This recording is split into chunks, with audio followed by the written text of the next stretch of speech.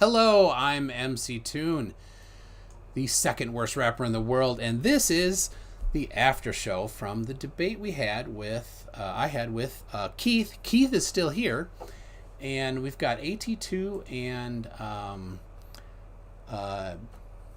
we'll let everybody introduce themselves here, and let's see. I need to. Well, you guys can go ahead and talk. They can hear you. I'm gonna make it so they can see it too. Okay, right, so AT. Oh, go ahead. I have to say the display name of Keith's credulity. Wow. I've been missing for a long time. I saw him on there, and I finally had to get back to him. All right, Keith, you were about to ask something. Okay, so when you were doing the when you were dealing with the jets, do you have like a responder on the ship that gives you their location, just like he was talking about those ground towers for the commercial flights? And more. Okay. Because there's constant communication between the ship and the aircraft that actually, depending on what the mission profile is not always line of sight. The first aircraft up and the last aircraft in during a mission operation is called the Hawkeye, the E2. Now they're on the D model. Before that, they were on the Charlie model, which is a flying air traffic control. It's a huge radar dish on top of a turboprop plane that extends the eyes of the carrier. So a lot of your information relay would actually go from the individual combatants, the now at this point the F-18s and the F-35s, would go to the Hawkeye and then to the ship. Now what's really funny, your position indication, aside from that active radar positioning, all military aircraft have a GPS receiver and utilize GPS navigation. And that position location is reported over the data link system to everyone else with the data link capability. So you have redundancy in tracking of where your assets are.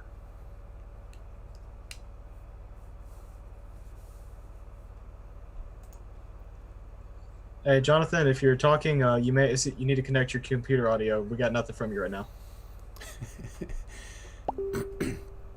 And Round Thinker has a scorpion there.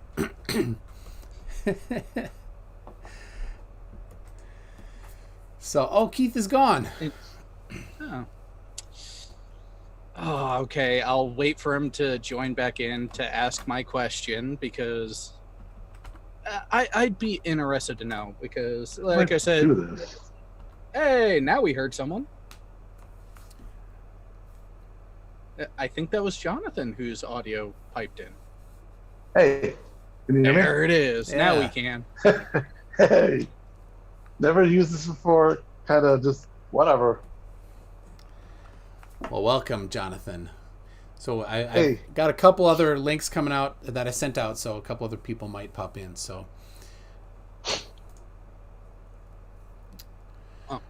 as I was about to say, yeah, I am going to be dipping out here shortly. And at this point, I'm just hanging around so I could potentially ask Keith a direct question to see what his interest level would be, because I do have to be at the office in 8 hours, and I don't want to go to work tomorrow. I've already worked 26 hours this week. Man, first world problems, man. And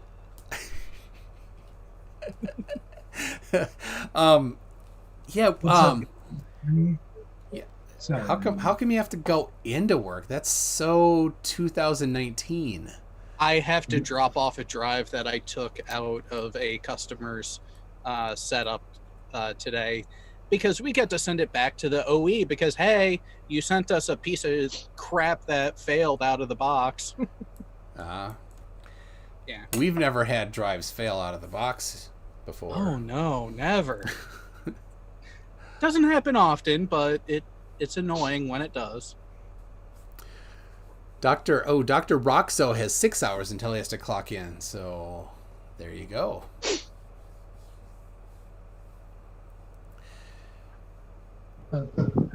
I'm sorry about this, guys. 1 second. No worries. It's late night. It's a chill thing going on. But, okay, just in case Keith doesn't show up while I'm still here, MC Toon, here is my proposition. If he really does want to get into that aviation side of things with the instruments, the communication, the tracking, the navigation, that is exactly the primary equipment that I worked on.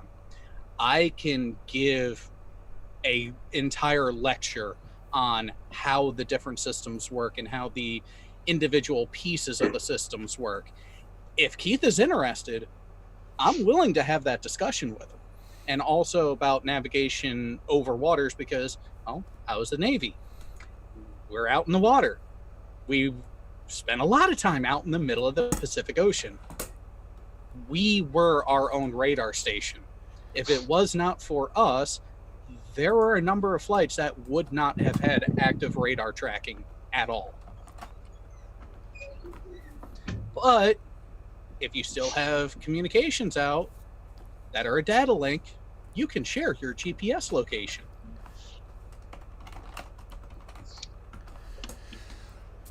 But then again, I'm, you know what, thinking about it, I think that's what scared him. The fact that the entirety of my deployment time was on the water, and he seems to be afraid of water. Yeah, I mean, I'm not a super good swimmer, but maybe that's Is he it. a cat? Is he a cat?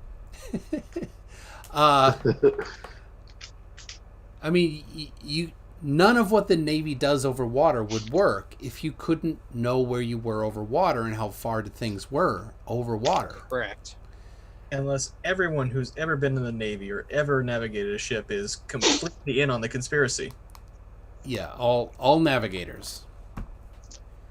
And Also, because GPS works, gravity exists as well, because you have to account for the time dilation stuff. You know, the speed of light and the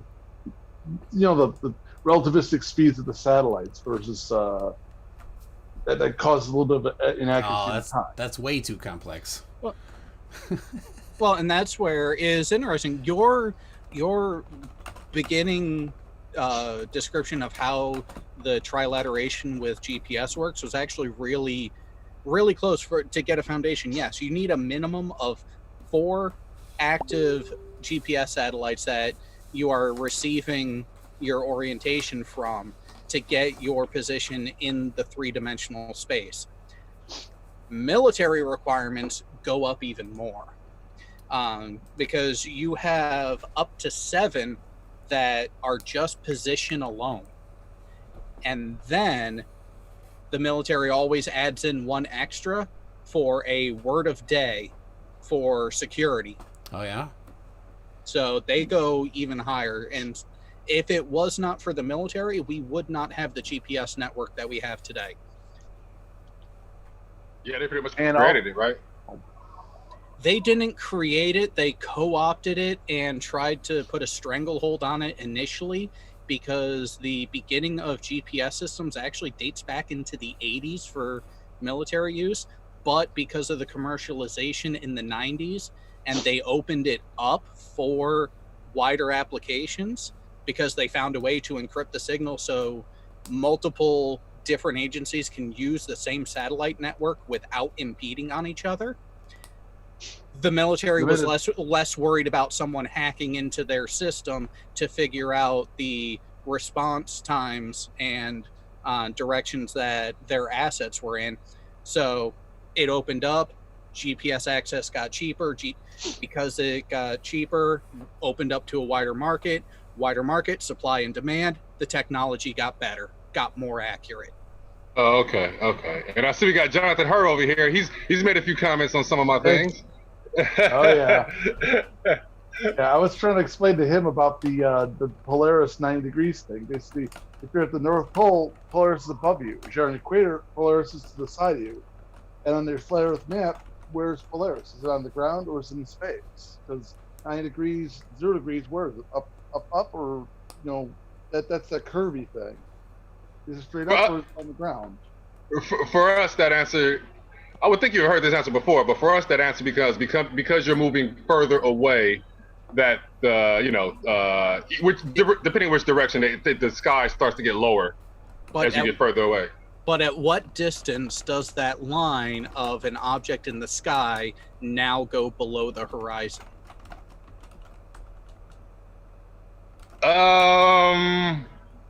Well, I mean, my guess is you're going to say that once you get to the equator, you don't see it anymore, so that means there's a curve, right? No, actually, you got to go just slightly beyond the equator for it to drop. When you're on the equator, it should be at the horizon, unless you actually go into it and actually account for refraction appropriately, and then it could already be below, or it could still be slightly above, depending on the actual refractive indexes along the path that you're viewing. Right. The answer for us is still the further away you go, it's going to get lower. The closer you go, it gets higher. But at what point does that object that is thousands of miles in the sky go below the horizon permanently? I mean, as far as I know, once you pass that equator line. No, there's math. We can answer this with math. See, and if it's anywhere above, say, 3,000 miles, you'll have to go close to 1 million miles to get far enough away from it for it to disappear. Oh, no. Polaris wouldn't be 3,000 miles up. That would be much higher. Okay, that makes everything so much worse for you. Yeah, the higher the object is in the sky, the larger the flat Earth actually has to be. Yes. So the circumference I came up with is that you're going to take that formula of C equals 2 pi r, and that r is going to be 20,000 kilometers, since that's what we say goes from the North Pole to the South Pole, because that's a radius for us. Whereas for you, that's the other side, but for us, that's a radius. So the Earth is literally double the size than what we've been able to measure it as. I think when I did it, it seemed to be triple. It's far bigger than double. If his radius he's using is double, the area is gigantic. I was just going across edge to edge, not even getting into the area. Just a linear dimension doubles. Well, no, I'm talking about the circumference. When you take that whole circumference, it's a lot bigger than that. For you, the circumference is 4 times. It's around there, 3 to 4, 3. It's like 3, somewhere around there. It's like 79. I forgot. I think I have. I want to say 79,000. I believe miles, not kilometers. I'm not exactly sure, and I think yours is a lot smaller. So our measurements of what we actually travel at the equator and south of the equator, when it should be getting exponentially larger, but we actually measure it getting shorter. How do you explain that one? As of right now, I can't, because I mean, I'm under the impression that the further south you go, it would definitely start to expand out. And as someone who has spent time south of the equator, it doesn't. Matter of fact, there's a race every 4 years that sails from France down to Antarctica and then around Antarctica and back. And the speeds that they travel, as can be recorded in the top speed of the sailing vessels they used, there's no way that it's even remotely close to the distance that you would require for what you're saying. Yeah, but that's on water, and Keith doesn't do water. Well, I mean, that's a little different argument I was making when it came to that. Yeah, when it comes to that race, I'm very curious about that. I do want to go and see where they do that race and what they're doing. All right. Well, since I am on a time crunch, I'm going to take my last couple minutes here to ask you a question, Keith. How interested are you in actually talking at length and in detail about airborne navigation, communication, and all the nuances connected to it? I mean, go ahead. I'm not saying tonight. I'm saying future, because I'm about to go the frick to bed because I got to be awake in 7 hours. I mean, I'm definitely open for an educational lesson if that's what you're saying. Yeah, where you can ask questions you want, and I can go through and explain how these systems work, because that was my specialty for the Navy, and I have stuck with the electronics ever since I got out. Oh yeah, I mean, I'm down. Yeah, but Jared, just this like one point that this guy seems to come along. He doesn't seem to know anything, and he just wants to hold everybody on the internet to educate him personally, one to one. Well, he's talking about specific things, and I don't have the information for all that. Well, it seems to me you don't know much about anything. Fine. Well, that's what I'm saying. Is you just seem to turn up and say, "Well, I don't understand that, and I don't understand that, and that doesn't make no. Yeah, I don't know about that." And you just want everybody to educate you. I mean, what do you want? Well, I mean, you have to have somebody educate you at some point. That's the point of teachers. You're going to learn from people as long as you keep your ears open, aren't you? And that there is my key. That is the requirement I have for you. You cannot just hand wave dismiss what I explained to you simply because you don't get it or you don't like it. What did I dismiss? Heavy? There were a number of times that MC Toon had tried to explain something to you and you waved it off and dismissed it out of hand without trying to work through it. That is my only requirement. There is no outright negation of explanations that I try to give for your questions. I don't think you haven't got a chance. If you don't understand the response, ask for clarification, don't dismiss. That is my only requirement. The only thing I would do, if that was something that you would be trying to educate me on, there would be no reason to counteract with you. It would just be you telling me the way, as you understand it, how you say it works. This is what I want to make clear, because you posed questions, MC Toon tried to answer those questions, and you were borderline and sometimes passive aggressively defiant with his explanations. I will not tolerate that sort of reaction. If you don't understand, ask for clarification. If you don't... Sorry, Jared, you're talking about someone who thinks Hollywood is trying to teach the world that the Earth is flat. Oh, DKG, that's why I love that you are here, because you can have that conversation with them, which I will be listening as I get off. I'm not going to bother. Oh, come on. Yes, What? Seriously. Why not? It could be fun. As a Hollywood insider, I have not got the memo. Okay, fair point. I mean, and I did see someone asking NASA and they for a bump in their pay.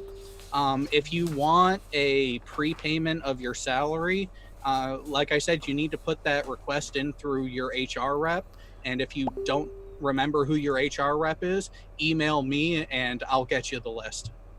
Mine was Harvey Weinstein. He's very hard to get hold of these days. Yeah, I'm not sure what happened there. Yeah, he went quiet all of a sudden. But all right, so Keith, if you can do that, MC Toon, if you want, we can do it on your channel, can do it on mine, doesn't matter to me. Easiest time for me would actually be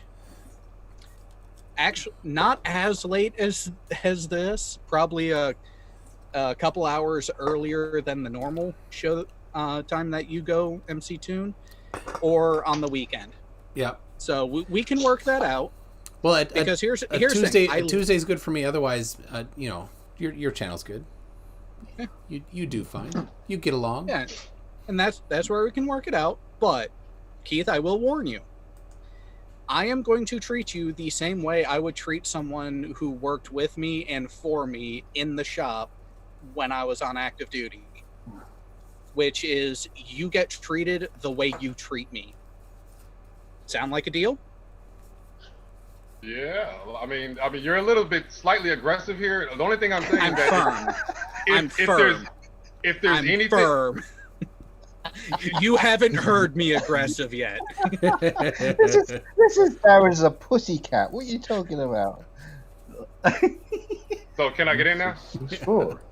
But all right. Well, real quick with that, if you agree to it, I'll either contact me directly or we can go through MC Toon. We'll figure out when.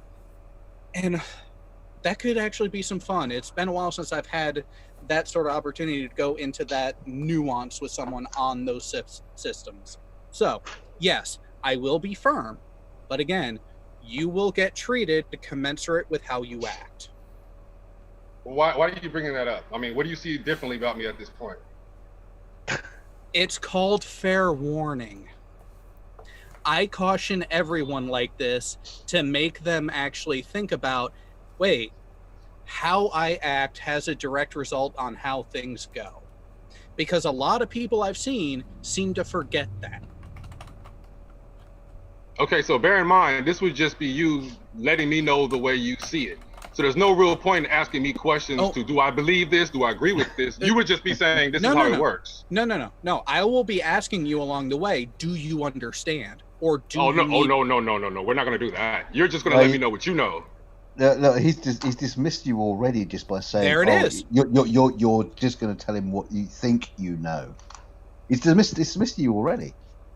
And see, DKG, this is why you and I are on the same page. I like it. This is why I framed it out the way I did, because people want to talk on these subjects, and I am all for people wanting to talk on subjects that they have an interest in. But when you are getting details of those subjects wrong, and a subject matter expert is offering their time and energy to give you the information, and you say you're just going to sit there and listen and not use it as a learning experience to actually understand the topic at hand, yeah, as DKG just said, you've already dismissed it. So why should I bother? Why should I keep the door open, Keith? You shouldn't. There you go. It's a bit like my conversations with him on Facebook, really. Well, everyone out there, the entire audience watching, I tried, but you know what? Here's the thing.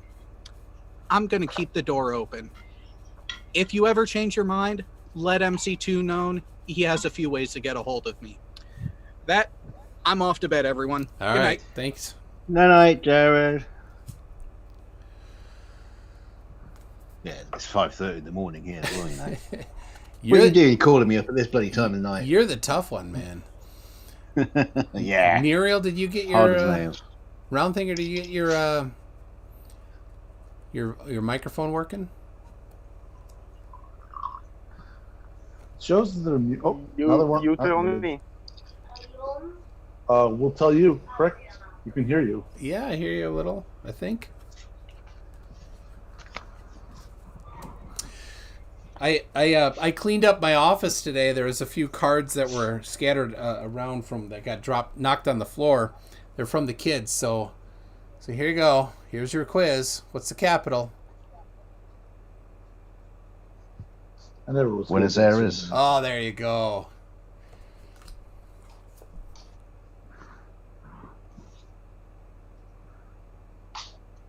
Oh my god. All right, quick. Who? That is way too Oh, slow. there we go. That is way too slow. Berlin. There you go. Is it all going to be DKG? Oh. Mexico City. There we go. Mexico City. Oh, that's zombies, isn't it? Oh. Beijing. Oh. Somebody said it. Sorry. I said it. I know it's backwards. AT2 is saying it's backwards on I'm YouTube. seeing it perfectly normal. Yeah. Well, it's because I'm using and my mouth isn't syncing right. If you'll watch closely, I'm using what Zoom is presenting to me to show to everybody on YouTube, and I'm not using my camera. So there you go. So if I'm showing this, okay, I see it's backwards. It's backwards. Yeah. Tokyo. So yep. So yeah. So I think you guys on the panel see it right, and everybody at home reads it backwards. So this is your chance to practice reading backwards. Okay. Anybody? Starts Live with chat? a J. Starts with a J, y'all. Oh my gosh. I never really It's was one Jakarta, of those guys. people. Come on It now. is. It's There Jakarta. you go. It's not There you go. Kuala Lumpur. It's not Indonesia City, Baryon. There we go. Gowden's got it right first in the chat there. All right. This you better get. I'm not even going to bother. There you Oui, go. oui. Hi. Baguette. Ottawa, Yeah. All right. Yes, of course. You better get that. Washington, D.C. This one. Islamabad. There you go. Neriel got it. Neriel's not far from it, so. Neriel? Cairo. Cairo. There we go, Cairo. All right, I'm almost out. Neriel has the. This is not Israel, but Neriel will get it pretty quick, I bet. And the George said was Sheikh. Baghdad. Baghdad. All right, we're almost there. Brasilia. Brasilia, yeah. 3 left. Athens, good. It's not, oh, It's nope, that's not. It's a type of bean. It is that Lima. Lima. Good luck. I could not get this. Anybody? Abuja. Abuja. Probably not how to spell it. That I was driving down the road the other day, and there's a Highlander, which is the same vehicle as I have, and there's a smoke just coming out from underneath it, and I'm like, oh, that doesn't look good. So Wait a minute. You've got a Highlander, yeah, and somebody else has a Highlander. yeah, I thought there could only be one. there can be only one. So there's that was where all this she smoke had- coming out, and I'm like, oh, that doesn't look good. And so I get behind it. We're on the freeway. I get behind it, and I'm like, that's oil.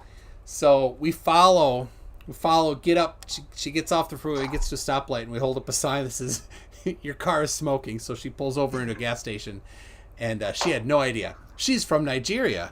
And I'm like, well, let me look. I peek underneath, and I'm like, ooh, I think you got a problem. And she was real close to work, so she parked. And then I'm like, you leave it there. So I went home, grabbed oil because it was out, and checked things, topped it off, talked to her husband, and there is a rubber hose on that particular year Highlander that wears out, and it had worn out, and there is no way she would have driven it home. So we saved her car. She called us back later and was very grateful. So Yay! Cool story. she's from Nigeria, in the country. Hey, Toon, let me ask you a question. How many other flat earthers are kind of willing to, come on your show and deal with you? I mean, not deal with you like that, but you know you guys are, so you know what I mean. You mean how many are left? Exactly. This current live stream is live stream number 84. And almost all of them are debates with flat earthers. So It Okay. does actually seem that more and more, how should I say, idiots are actually coming out of the woodwork. I mean, yeah, Russian and bits they- will come on here in a heartbeat. Him and 33 are always chomping at the bit to get in here. well, 33 yeah, is Yeah. Russian vids takes a little more. I kind of taunted 33 to get Russian vids to come on. And Russian vids was a good sport because basically, I mean, he knows he has nothing. He knows he's gonna. Oh, I I just about died when he showed my video with the rocket launch, and he didn't even notice.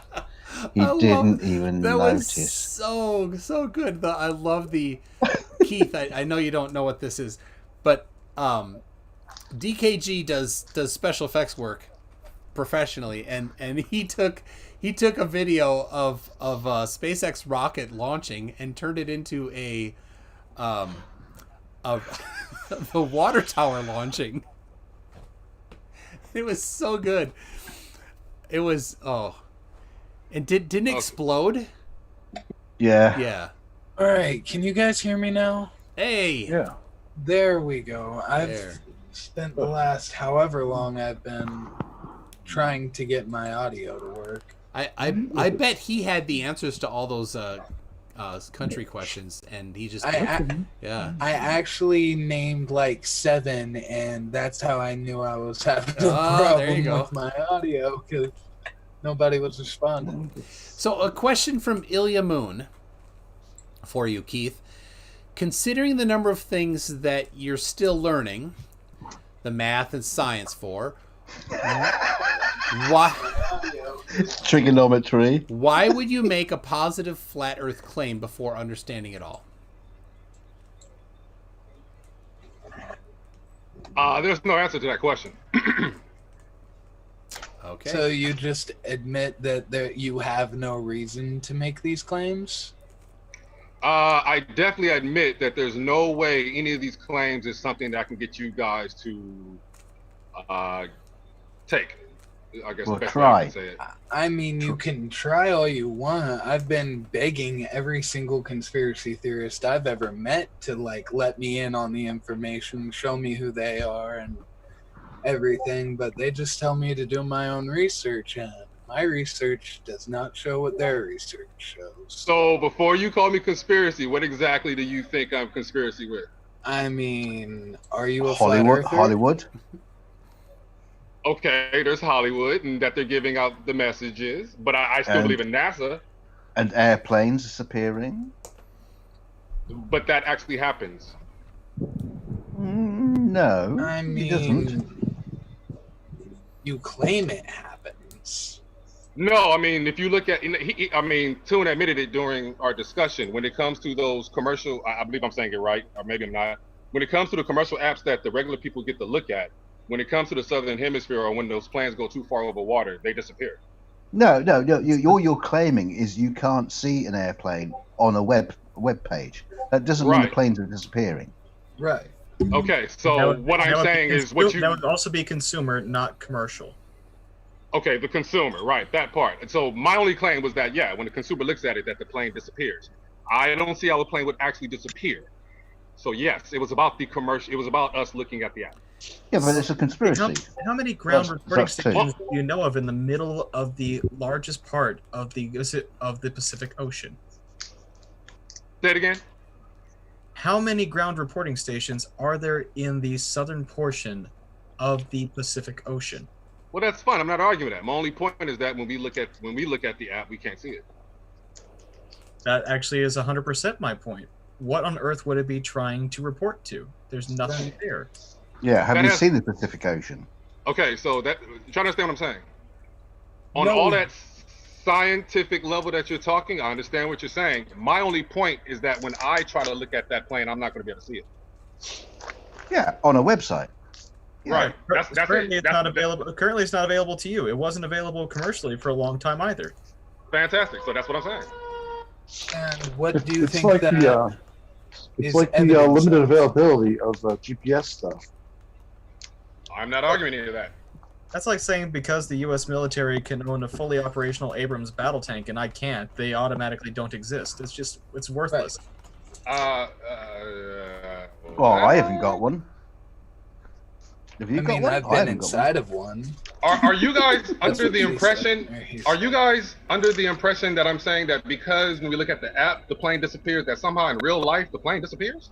No, we're trying to get you to explain that. Like, But the explanation is that there's nothing on the ground to receive it, so that's why they disappear, correct? yeah, and what do you think that it not being you not Yeah, seeing what it do you means? what do you expect?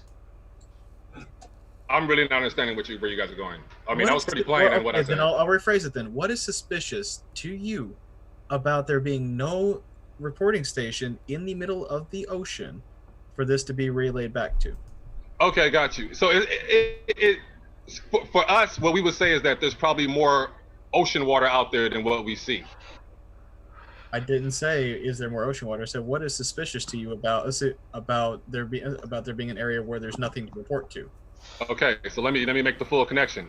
The fact that there's more ocean water that we can't see, that's why they purposefully make it to the point so where you can't see where that plane is at over water. when you look at that app. So Yeah, but how the do you simple make up fact for of the the- Pacific. So how would you the- make up for the fact that there's not the time difference there that you would need to traverse the difference? Right. I would have to go more into that. So, more Another you education. don't know. There's a whole bunch of So stuff I don't know.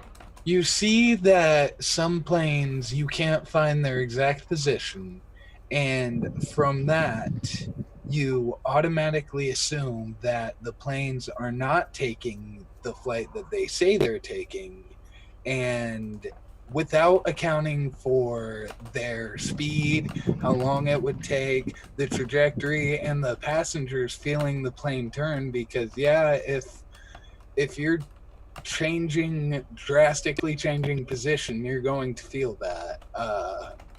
You don't take any of that into account. You just see something, you say, oh, that's suspicious, and it really So- means nothing.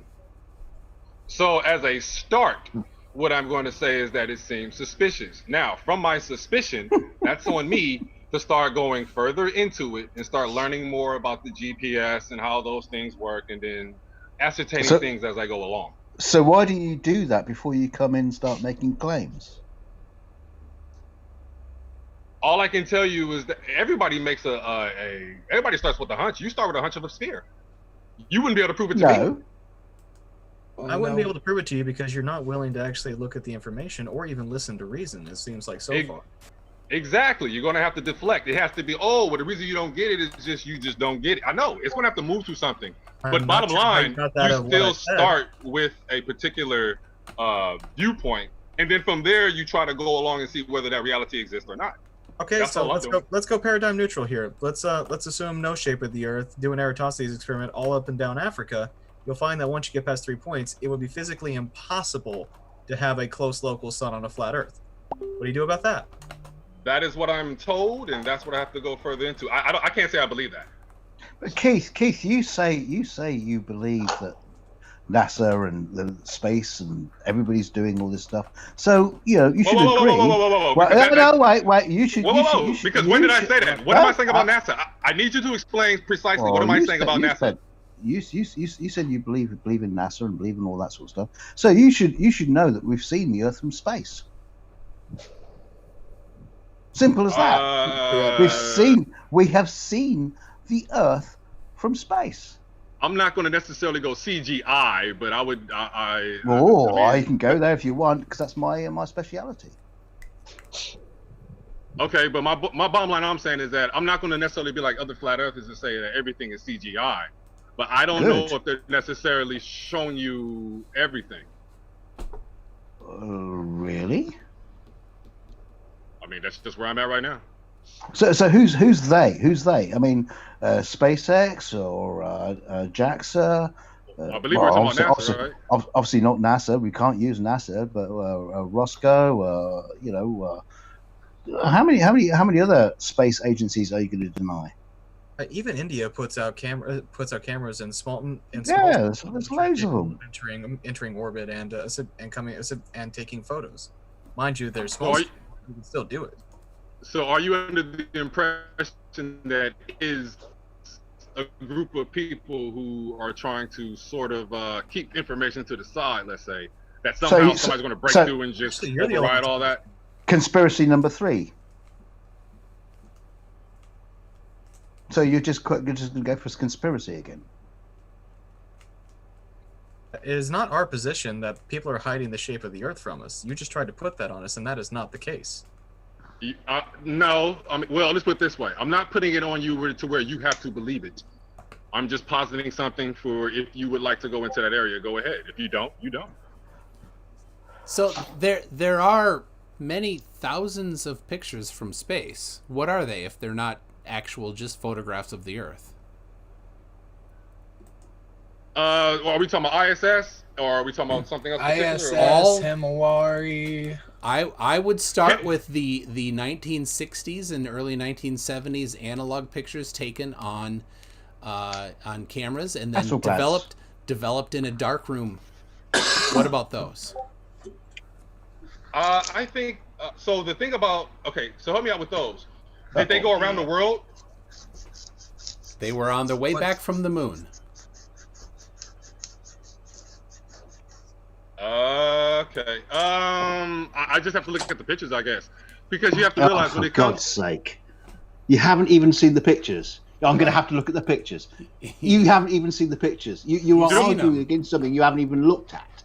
Do me a favor and let me go ahead and finish my statement.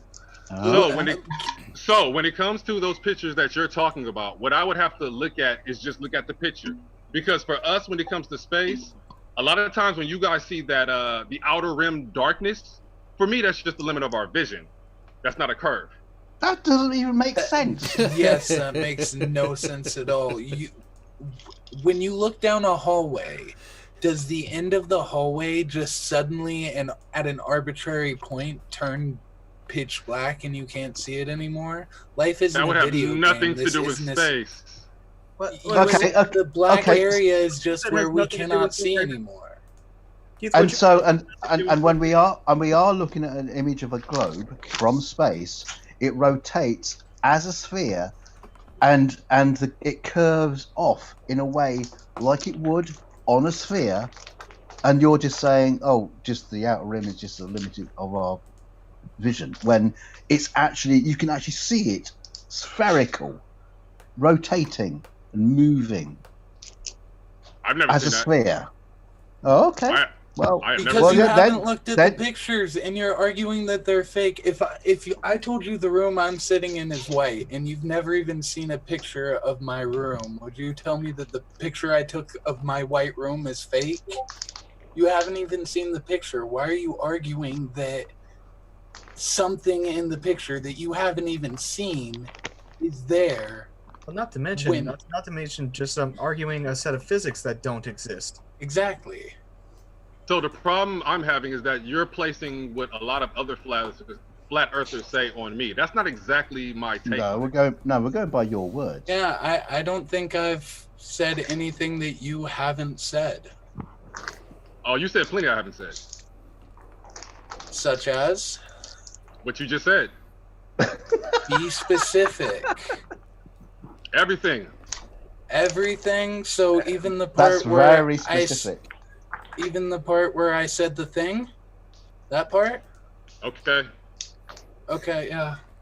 Realize how specific you're being and then try to come back. Alright, keep up, kid. Be specific on everything, okay? Everything about the thing, right, Keith? Everything. So, I just want to change this topic real quick. Keith, how do you feel about evolution? I mean, obviously, I'm not going to, for me, I don't go with it. You don't go with it? Why not? Why should I? What are you going to bring up? I want to know specifically why you do not believe it's possible. What part of it do you not believe is possible? I start at the baseline that God created us. All right, so bingo. Do you have precedent? Can you show a magic being popping life into existence? Not only life, but complex life. Not only complex life, but some of the most complex life on this planet. Not only the most complex life on this planet, but the only intelligent life on this planet and all the other life on this planet. Can you set that precedent so we can start from a point of mutual agreement? But how would we be able to do that? That's either something that you go with or you don't. Well, if you go with it, if you want somebody to go with it, you're going to have to give them evidence. If you don't give them evidence, you're just hitting a pipe and blowing smoke in my face. And that's where we go right back to, I'm not here to have to, I'm not here to force an opinion on you. I don't care what you're here for. I want to know how you think. I want to know why you believe what you believe. And if you're just going to say, God did it, and that's the end of the discussion, then that's the end of the discussion. So I would, from there, I would, hold on. Let me get it in. So from here, what I would have to know is what questions you have to move towards or away from it. All right. Do you believe that man came into this world in its current form? Do you believe that humans came onto this planet as they exist right now with very few changes along the way? Yes. Then how the fuck did we evolve looking exactly how we did when we were created from a genetic bottleneck, not once but twice, from Adam and Eve and Noah and his family? How do we not look like grotesque, hideous, wrong-turned monsters from thousands of generations of inbreeding? You see what 2 generations of inbreeding does. How do we look pretty much the same as Noah did after thousands of generations of inbreeding? Because, okay, so, I mean, obviously you're not going to accept this answer, but the further back you go with our genetics, the more variation you have. The further along the line we go, when we get those inbreeding and all those things, that's because we're getting a little bit more specific with particular ethnicities and particular particulars. That's the best. I mean, so for instance, if we're dealing with that, there's no let him finish. diversity in 2 people. So, if we're dealing with Europe, then when you have those people all in Europe, yes, that's not as much of a variation as, say, when you have Noah, when you pretty much have all of Europe in one person, all of Africa in one person, and all of Asia in one person. That's the best way I can tell you. Wait, so you believe that all of... I'm sorry, just repeat that for me, because I had trouble keeping up. I'm sorry. Just repeat it for me. So what I would say is during Noah's time, like let's just say as an example, you had all of the variation, all of the genetic variation that you have in Europe, that was all within one person during that time of Noah. So that's why we don't look like those grotesque animals. Okay. As we do now when we get a little bit more specific. So you believe that all of the genetic variation, we're talking dwarfism, albinism, Down syndrome, I don't think that is actually genetic. Right, like, can Down syndrome be passed on? I don't know. I'm not 100% on that. But all these genetic diseases like blue eyes, brown eyes, green eyes, red hair, brown hair, blonde hair, all of that genetic diversity was in Noah and his family. That's what you're trying to assert by saying that. Is that what you're trying to assert? That's pretty much what I'm getting at. And to do you one just a little bit better, when you go to Adam and Eve, they had the whole world's diversity within them. So now, if that's what you're saying, I'm gonna need evidence for that. I'm gonna need you to show that as we go back, not our genetics become more complex and more inclusive instead of, as we see, we get more complex. We create genes every generation. Like, I can show you genes being maybe not genes being created, but genes being at least duplicated in 3 generations in plenty of animals. Like, Keith, show me one of the opposite being true. Keith, I don't think you realize you're setting up a scenario where you're having to say that early humans were polyploid using an entirely different set of chromosomes within that system. Like, you're really actually setting up the worst possible case scenario. You can go back through history, you'll find that monosomies, trisomies, and polysomies have an issue to where those people come out horribly problematic or sterile. This isn't something where you can just say, oh, they have more information. That makes no sense. Right. And from the chat, someone's asked me to ask Keith or point out to Keith that based on his own standards, since he didn't see God create anything, he cannot believe it. See, that goes right back into the flat earther stuff of I have to see it to believe it. That's not exactly where I'm at. But in going to your genetic question, like airplanes. Yeah, I can absolutely agree that because you haven't seen it, you don't believe it, and I'm not going to hold you to that. But you don't seem to believe anything. So, all right, hold on. Let me just get this in. So when it goes back to your genetic question, I can totally understand that you would say, Keith, I mean, what do you have for me to tell me this? I have nothing for you to tell you that. I can't. It's not. And that's why I went back to. It's not about forcing you to believe this. You decide of your own will whether it's a road you're going to go down or not. And we decide that you are observably and evidentially wrong. I'm not trying to say I need to believe you or you need to make me believe you. I'm asking you, how do you know this and why do you think this is? And you're refusing to even elucidate on that point. You just keep saying, I'm not going to try to convince you. I'm just trying to understand you. Please help me understand you. Oh, I mean, for me personally, I do take the Bible as word. So you believe that man came from a rock? Dirt, dust, just like we go back to. So you believe that man, my entire genome could be created by a magic being scooping up a small handful of dirt and breathing onto it, and I could pop into existence. That's another precedent you're going to have to set if you want anybody to believe you. I'm not saying you need to convince us, but if you want to act like you're saying something that is true, you're going to have to show how that's true. And Toon, is that you with ketchup chips? Can you mute if you're going to do whatever you're doing back there? It kind of sounds like magic when you put it like that, though. It's literally magic. Magic, saying God bless you is literally a magic spell. It's an incantation. You're asking something supernatural to do something good for somebody, and saying God damn you is a curse. It's magical language. Amen, prayer. It's, I mean...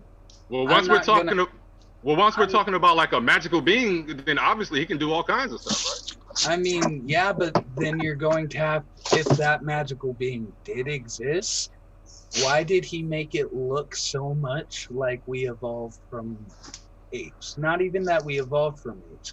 Why are we, in every sense of the word, why are humans literally apes if God made us so special?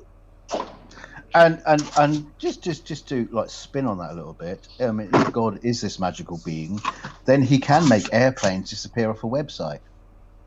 Yeah. Okay. So what's so weird about airplanes disappearing off a website? Because God did it. Well, I'm you know what? To be honest with you, I'm done with the whole airplane. I already gave my answer on that, so I'm done. Oh, okay. Okay. Then let's go back to. He does not want to visit that topic anymore. And let's go to why could God not have made evolution the vehicle by which man came about? There's no reason to say that he couldn't. And the fact that you're saying that obviously he did it according to the Bible, as the Bible is written, that's the weird one to me, why you would be so literal.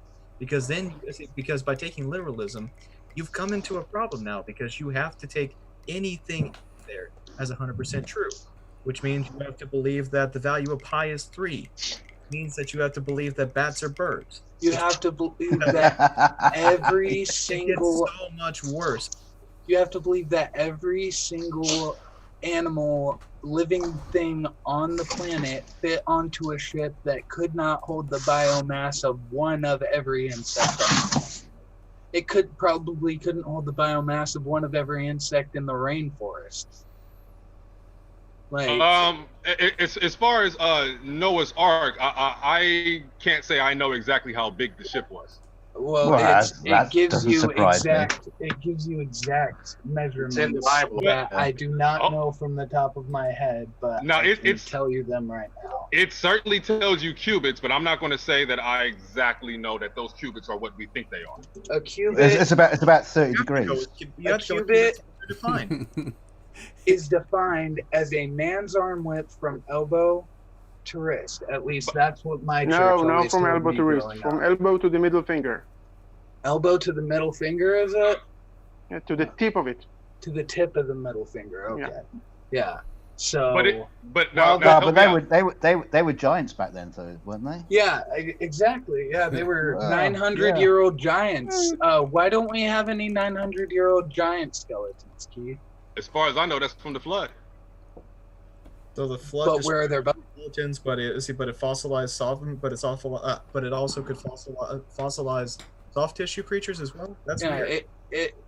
Why did the flood fossilize every single other creature? And that's every creationist's explanation for how we get the geologic column, quote unquote, because apparently that term is under fire these days. I don't know.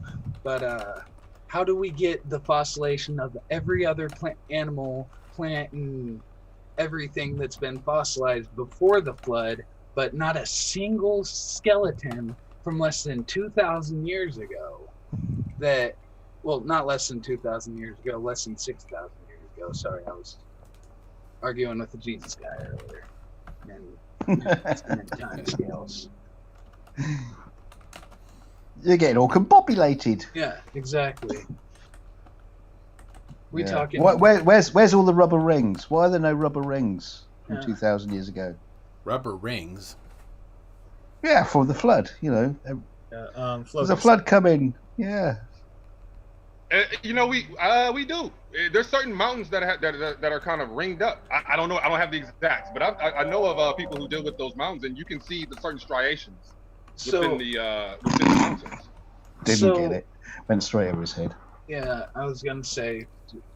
My question for you now, Keith, is if this God is so freaking magical that he can poof into existence billions and millions and trillions of complex organic creatures, why did he even put it into our brains that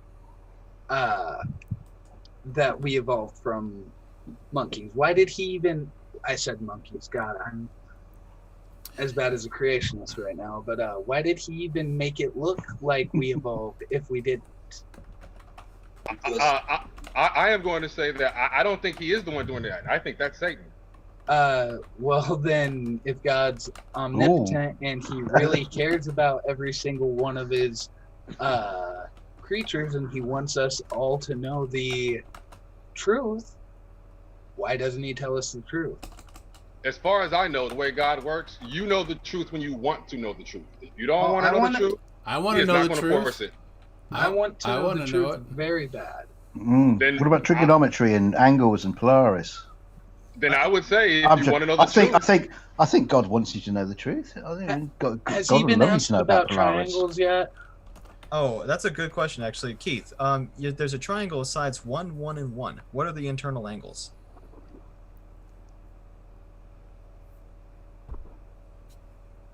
30 cubits.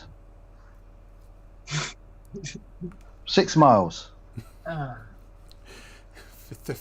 15 degrees per hour. 82 decibels. I think 8 inches per mile squared. I think he went over this last night. Which is exactly what I'm not even dealing with. All right, Keith. So you got the answer from last night. Yeah, they went through it last night.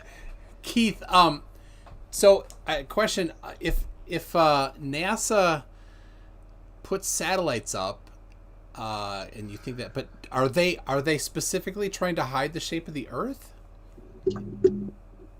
See, here's where we get look, for me personally, this is where I keep going back to well, let me say it this way. If you deal with a flat Earth, I think it's very hard to dismiss the fact that there's a creator. But I think if you go with a spherical Earth, you can kind of finagle around him. I don't believe that at all. I don't think God allows finagling. And when you say that you think that a flat Earth is more evidence of a creator, that actually flies in my belief system. Because contrary to popular belief, I am not an atheist. I believe something created this universe, and whatever it did, it was extremely powerful because this motherfucker is still getting created. It's still expanding. It's larger than anybody can even comprehend. We have barely even scratched the surface of this universe. So you saying that your belief system excuse me, the known universe. The known universe. The known universe. Because we don't know how big the universe is. We don't even know if the universe can be classified as big, because if there's no end to it, trying to give it a size is honestly, it's a non-starter. There's no reason to even try to give us a size in cubits. Yeah. So here we go back to the point that I would say that if you were to actually, let's just say you were to actually be convinced that it actually is flat, at that point I don't see how you deny a creator. I will agree with that, but you would have to believe in a very weak, very unimaginative, and very deceitful creator, because shit don't look flat. And again, I'm sorry, Tim. I know I'm not supposed to cuss on your channel, but I mean, that's one. It's one of the things that always confuses me about flat Earth and God, and they seem to limit God's abilities to creating this flat Earth with a firmament, put some lights in the sky, I'm done. Right. Whereas exactly. whereas your God, the God that creates the entire universe, now that's an amazing God. That's a pretty cool God. Not this God who could just create a little. Well, it's not even that created that flat and then a dome. It's created flat, then dome, and then put a whole bunch of things into place to make it look like it's not flat and look like it's spherical and look like all this tons of evidence that's the other way around. That's a lot of extra work. Right. And manipulate all the maths. And then on top of that, Keith makes it to what Keith says that the Satan put it there. So he's made a God that is weaker than Satan. Exactly. Okay, so here's the thing on that, though. Maybe Satan created the universe. Why do you necessarily think that just because it may be smaller that it's not as important or not as great? We didn't say that it's not as important. We said that it's not as big as an accomplishment. If I build a fish tank tomorrow, and then the next day somebody comes to my house and they make an entire fucking aquarium in my basement, the aquarium is undoubtedly more impressive than the fishbowl that I created. Even if it was pretty cool that I made a fishbowl, somebody came and made a whole damn aquarium. And for my fishbowl, I spent a hell of a lot of time making it try to seem like an aquarium for any fish that was in it, just to bump into a fucking side screen whenever they try to leave. Like Keith, you're treating this like this is nothing but a panel of atheists trying to get you to give up your beliefs. I see 1, 2, 3, 4 people who would be considered Christians, and maybe there's another one here. I don't know. Okay, hold on. Just give me a second. Just give me a second to answer. But my point is that you're still making it to where the aquarium that's bigger is somehow a better accomplishment. And I would say that. Hold on. I would say that it depends on what the purpose of whatever the creator's purpose for doing it. That's the main thing that matters. It's not just, I'm gonna make this so big that everybody's impressed. Because what does that mean? It's about purpose for whatever is needed to be done. If you build a mobile with tiny toy F-150s, fucking what are those planes? God, I am slipping today. It's late. But if you build like a baby mobile with fighter jets flying in a circle and hung that above your kid, and then I went out and built from scratch 3 full-size fighter planes and we're having them spin around in the air, what's the bigger accomplishment? The one that only kind of looks like it is, or the one that actually is huge, grand, amazing, with all of these inner workings and things that you don't even comprehend, that you just call bullshit on because you're like, oh look, I can make that, it kind of looks like that too when I put those toys in the air. Let me get in. Okay, so here's the thing. Now, just realize that when it comes to the place that we actually live on, if it's a flat Earth, that's bigger than what you think the spherical Earth is. Earth becomes bigger and space kind of tightens up and gets a little cozier. No, space doesn't exist to most flat earthers, and the ones that do believe it exists don't believe that we can leave the firmament anyway, so... And what does that have to do with me? What are your beliefs? I'm explaining them. Do you think that we can go to space? Yes. You do believe that we can go to space. So what's orbit? What do you mean? What is orbit? Hold on a second. What the hell? You think we can go to space? Yeah, you did say that you think we have satellites, but it's... Oh, What how does that is work? Orbit? On what level? What do you mean? What are you missing on that part? How does if we map can the go path to the ISS? How about that? So use your AE map and map the path to the ISS and tell me how that works. I've done it in a video, and it spirals around I actually in a think weird the pattern. Yeah, I actually think the picture that I'm looking at might be from your video, DK. Okay, hold on. Let me try this. Are you guys asking me if we're on a flat plane, like what would be the rotation of orbit? It would just be overhead. Orbit is not rotation. Those are two different things. What is orbit? If there is space and there is a flat Earth, what is orbit? What makes it look like? What is the ecliptic? Why do we? Okay, let me explain. Here's the best way I can give it to you. Let's just take the equator. So when you look at a flat Earth map, to me, if you have a satellite, let's just say, just for example, it was just only going over the equator. If you look at a flat Earth map, then that means a satellite up in space would be perpendicular over the equator, and it would just be going around in a circle. Yeah, and then go off at the equator, and it all falls apart. What about the satellite TV dishes that are fixed over one point on the equator? Yeah, exactly. Are they like just Himori 8? Are they, or like the TV ones that everybody has these dishes on their roofs, right? Or even just any of the satellites that aren't just rotating over the equator on its own. What's it called when a satellite is locked? Like it's always in the same place. Geosynchronous. Geosynchronous orbit. That's it. Yeah. How do geosynchronous orbits work if there is a flat Earth? They'd literally just be happen to float there. I know. Right. That they just have a cable, and they're like they just ding it strung up to the firmament. into the firmament, and it just hangs there. And that's where meteors come from. God, in His ultimate wisdom, put screw eyes into the firmament, so we can like haul the satellites up. What the stars are? On cable. He's thinking. Yeah. But hey, Keith, actually, I'm thinking a lot more than flat earthers are. We may want to let Carlos get on this pretty soon. He's our satellite guy. All right. I'm sure Toon and anybody who remembers me from any of my past appearances on this channel know I'm itching for a flat Earth debate. Everyone that I've tried to have ran away from me or spent most of the debate talking to Toon. So would you like to have this evolution debate in an actual one-on-one setting, Keith? Because hey, Brian, do that first. I'm not going to say I'm against it, but I already know how it's going to go. I'm going to say my particular things, and it's going to be, well, can you prove it? No, I cannot. Well, then why do you say it? That's just where I'm at.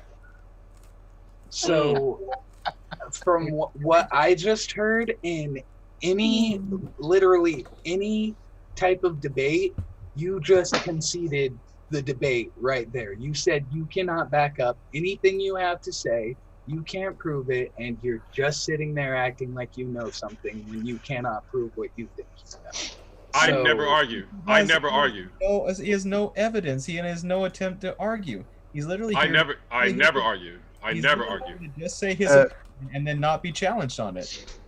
MC2. Well, what's the point of challenging on it? I mean, I think what I think. What do you mean? See, when you say challenge, that's where it comes to. You need to force people's opinion. Knowledge. That's what's challenging. Exactly. Challenge yourself. Expand your knowledge. Find out if what you believe is true. That's literally science. Hear my answer correctly. You go find out. Hear my answer correctly before you guys jump in. Once it comes to challenging the way you said it, that gets into forcing people to have an opinion.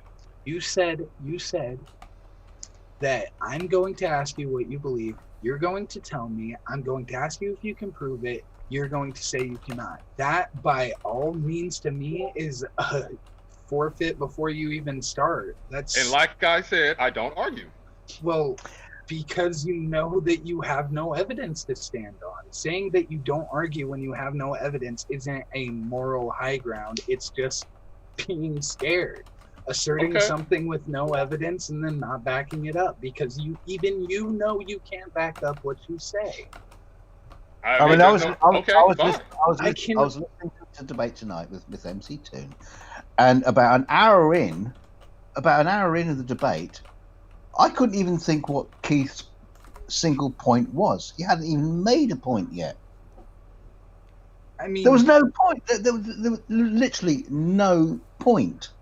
My whole mantra this week, honestly, has been couldn't be me, and arguing,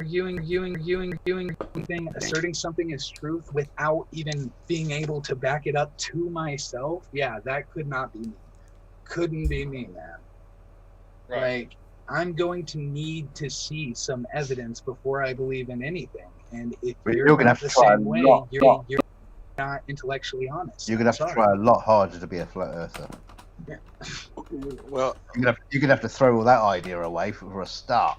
But let's be honest. I mean, when it comes to scripture, I mean, to you, it's stories. So that's what I'm saying.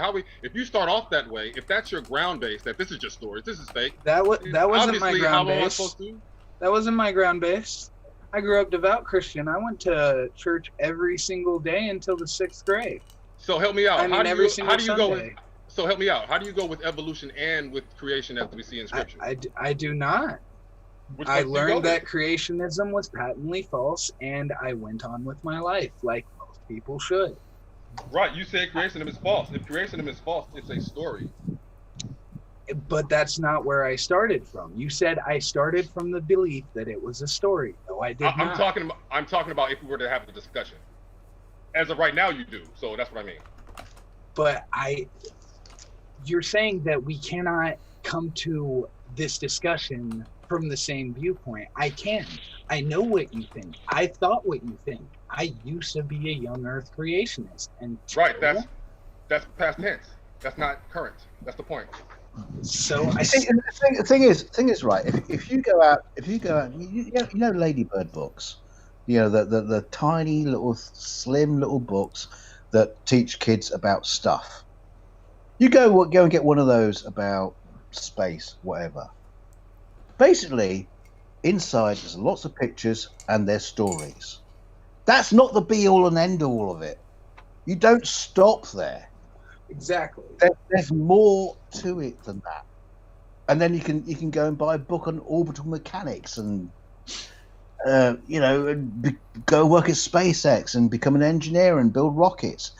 But you're still not clinging on to that single little Ladybird book of space. Exactly. There's more to it. So what? Sorry, what's his name? And the Yord said. And the Jordan said. And the Jordan said. Jordan. Okay. Yeah. So what Jordan is saying is, you're talking about stories. There's more to it. If we want to take the stories of the Bible, that's not the be all and end all of it. There's more to it. And so what Jordan has done is transgressed across the infinite planes of wisdom to realize that creationism is the story.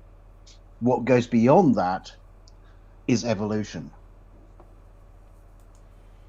Well, but here we go right back to you saying it's a story, and I'm just not there. That's you completely missed the point. You completely missed the point. All right. And I think I always will. So there's probably no point in you continuing the way you're continuing. Hold on. Can I just try to summarize it for you, DK? Yeah, I believe what he's trying to get you to see is that we're not only just calling it a story to hand wave it away. We're only calling it a story because that's all that there is for that line of evidence. You travel down the line of evidence that God created the world, the entire universe, whatever, and you ask for the evidence. They say the evidence is in the Bible. You read the Bible, you finish the story. What else is there? Well, there's all types of additional stuff, like I have right here, the Evidence Bible. I got this as a present from one of my religious family members because they thought that I needed to see this because they believed that this extra learning could get me back into young Earth creationism. What they didn't understand was that the fact that this even has to exist to convince someone like me just goes to show that your book is not inerrant. it can't be inerrant if there's I'm sorry, how many pages is this? Now, right quick. Right now, right quick. And 937-page book explaining away all of the bullshit in the Bible. This would not exist if the Bible was the inerrant word of God. It's the equivalent of the 200 proofs the Earth is flat by Eric DeBay. Okay, so here's what I would say to that. The reason they have that book is because a lot of Christians do believe in evolution. So they need to go to stuff like that to try to convince you that, well, we know what you believe, so let's try to bring you back over here. Because the evidence that you go off of, the Bible, is not strong enough. That's why this exists. This alone debunks the idea that the Bible is the inerrant word of God. This would not exist if the Bible was the end-all be-all. Well, I mean, for you, I'm not going to argue that. You can accept that idea all you want. That's just not an idea that I'm going to accept. It's not an I have a question about the historicity of the Bible for you real fast. When was the Bible finally codified, in your opinion? When was it first written? I don't know. Oh, that's good. Do you know anything about the history of where the stories came from, what they share with the other Canaanite gods, what they share with Sumerian religions, what they share with other Babylonian faith? Do you know anything about where the stories come from or anything about them? When you start getting into those stories, they aren't exactly similar. I know you're going to go with that, but I haven't seen them as being similar. Some of them are literal, just different translations of the same text. I'm aware that that's out there. I'm still going to say that. And I would It's have not to out fully there, dive it's a into fact. those things myself. You can't just say, I'm aware that that's out there and move on. It is a fact. There are literal different translations of stories in the Bible found in other Sumerian, Mesopotamian, just that area mythology. The Bible is just another mythology. Not to mention we have documents. We have documentation from old text that would show you that Yahweh was a Canaanite god of volcanoes. Exactly. Adopted as the god of the Bible, and there's also evidence that the original god of the Hebrews was never Yahweh. There's all sorts of different things that, if you look into the historicity of it, point to the fact that literalism cannot be maintained according as it is in the Bible. Because that's an excellent point, because even if you try to maintain a literal interpretation of the Bible throughout, you can't even keep a solid grasp of how many deities there are. People say that Christianity is a monotheistic religion. No, it is not. No, it is not. You hear it all the time. The Father, the Son, and the Holy Ghost. Right. There's That's three the as one. Holy Trinity. That's three. Right, three. That's polytheism. And I don't care if you say they combine to be one above God. Goku and Vegeta do the fusion dance to become Vegito or Gogeta. They do the fusion dance for Gogeta. I just look like an idiot. But they're still two separate characters, meaning there are two Saiyans. There are three deities, four if you count the combination of them. Okay, no. So what I would say is, yes, when you go to Hinduism, And they're a if little you get into the Virgin Mary, Satan, all types of... All right, hold on, just a second. So when you go to Hinduism, the thing about that you see, like what you were bringing up, you do notice those three. Hinduism talks about the creator, the preserver, and the destroyer. And that matches I said up the Father, the Son, and the Holy Ghost. And that matches up for me as the Father, the Son, and the Holy Spirit. Well, they are not even in the slightest connected. Okay. And in Hinduism, the three gods that you named are not one. They are not one. Two, yeah, they work as one too. Yes, they do. No, Those do work as one as well. Yes, they do. They are not one, and they are not remotely the same in power. What do you mean one? What do you mean when you say they're not one? Because they're not a trinity. They are not. Yes, they are. Hinduism sees them as a trinity. They are three gods, yes, but Brahman is the god most high. All things are a dream of Brahman. Right, he's the creator. That's just like saying that because Zeus, Hades, and Poseidon form a trinity, that they are equal to the Holy Trinity of Christian mythology because they are also a trinity. No, they're their own specific gods with different powers, different tiers in the Bible, the Father, the Son, and the Holy Ghost are the Holy Trinity, which is God or Yahweh, as it has been explained to be by most Christians. But Christians can't even agree on whether the Father, the Son, and the Holy Spirit are the same. If they're connected, if they're different names for the same being, they can't. Christianity can't even agree on Christianity. From my point of view, I would say that those are three different, distinct individual beings who work as one. Now, what everybody else says, I don't have anything to do with that. That's their choice. And you obviously can't back this up. So no, I can't. Of course not. I would have to take you on some type of stairway to heaven and say, look, he's right there, they over there, they over there. Come on now. Keith, why on earth are you defaulting back to the same old tired thing, which is you have determined what the position is. You are not willing to challenge it, and you're not willing to discuss it or provide evidence for it. Because he knows that if he had to do that, he'd have to give up his entire worldview, because he has no evidence. He's admitted that on multiple occasions. He's just here asserting his worldview and believing that all of the evidence that debunks that worldview just either doesn't exist or actually I don't have an explanation. Well, the thing is, you can't use trigonometry to discuss God, or prove God, or disprove God. You can use trigonometry to prove the Earth is round. Very true. You're setting yourself up to be the world's worst presupper, Keith. Say that again. The worst what? World's worst presuppositionalist. Okay. That means that you have decided your position in the beginning, and no matter what evidence is presented, you will go with your presupposed ideal. I'm not arguing with you.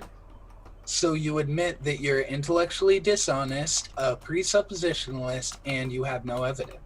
So let me ask you this. Why do you guys always jump in with the intellectual dishonesty when I'm telling you straight? Because being a presuppositionalist is almost by definition intellectually dishonest. You can't hand away all of the evidence, say that you have no evidence to support your position, and then maintain that position without either lying to yourself, lying to the people who are asking you about that position, or just flat out bullshitting yourself. Okay, so the real definition of intellectual dishonesty is pretending you believe in one thing and you really don't believe in it. No. Intellectually dishonesty is it's not just one, like, it's not like murder. It's not just one transgression. You can be intellectually dishonest by fudging the numbers. You can be intellectually dishonest by lying about what time you got home to do an experiment. There are millions of ways you can be intellectually dishonest, and going with your presupposition when you have been provided evidence to the contrary is intellectually dishonest. I do not care what you say. I don't care what your bullshit definition of intellectual dishonesty is. Being dishonest with anybody on an intellectual level is intellectual dishonesty. Okay.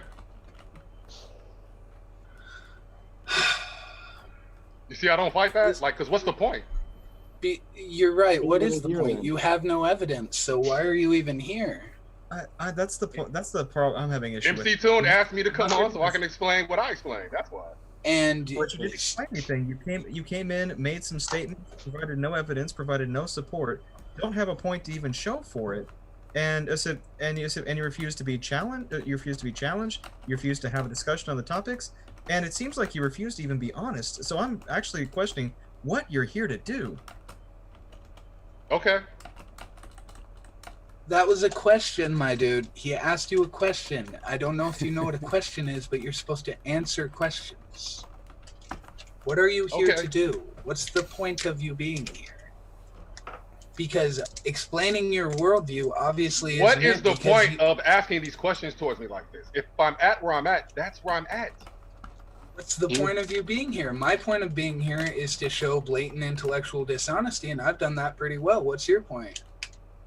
He's showing what he's had in his journey. So congratulations. I mean, I think this is the first time I've ever been congratulated by the opponent, by a flat earther, for whooping his ass live in front of thousands of people. Because I'm not even arguing. I'm just giving my position. You're right. You're not arguing. You're giving your position and watching it being torn to shreds in front of you. And then refusing to acknowledge anything of what's going on around you and handwave dismissing it. Exactly. I mean, I could have spoken The to problem NC2 you for guys 2 hours have about is my that you. position, and The I'm sitting problem in you my guys chair. have is that you're not willing to admit that whatever you believe, for some reason, you're not really confident in what you believe. Because for some reason, you need to come to me and make me believe it. Oh no, I'm confident in what I believe. That's why I've been ripping your ass since I joined this video call. Yeah, we do it for fun. That's why you keep having to say ripping your ass, because that puts you in a position of superiority in your life. No, I'm not saying I'm ripping your ass. I am in the process of ripping your ass. Okay, so Keith, so why do you go onto Facebook and then just like, you know, declare this fucking genius of flat Earth and challenge people to no point? I never challenge. I never challenge. No, you go into Facebook. I can bring up that screenshot. It's a challenge. You drop questions to people, and you globers this, and then but then you don't actually fucking answer anything. Okay, hold on. So when it comes to you don't engage, you don't answer any questions. You just like, you know, come off like this big strong arm kind of, oh yeah, I know you, and you guys are idiots, but you're not making a fucking point, like you're doing in MC Toon's debate, like you're doing right now. You just do not fucking matter. And why would I care about your opinion? But why do you go on Facebook? It's not declaring. It's not you're putting your stuff out in the world. Why are you actually? If you're putting stuff out in the world, why are you just are you just stating it just to hear your own voice, so to speak, or are you trying to say prove me wrong? And it's not an opinion that you do not matter. You do not matter. No scientist gives half of a shit what you think. Nobody who knows anything what they're talking about gives half of a shit what you think. And I guarantee you, nobody in this video call gives half a shit what you think. I mean, I'm here to laugh at you. I've seen dogs chasing at hubcaps that make more of a fucking point than you do.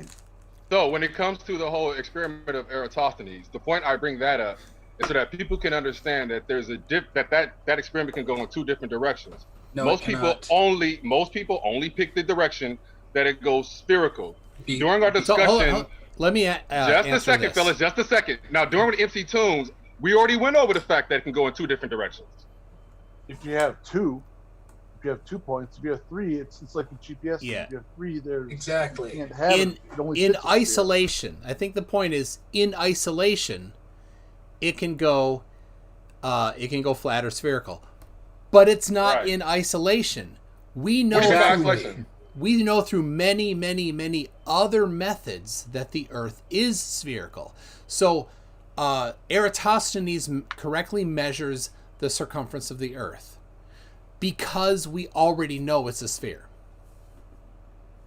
And if you don't know what shape it is, you can do what Slice Parkane did, where he had 23 different locations. Exactly. Hey, okay, yeah.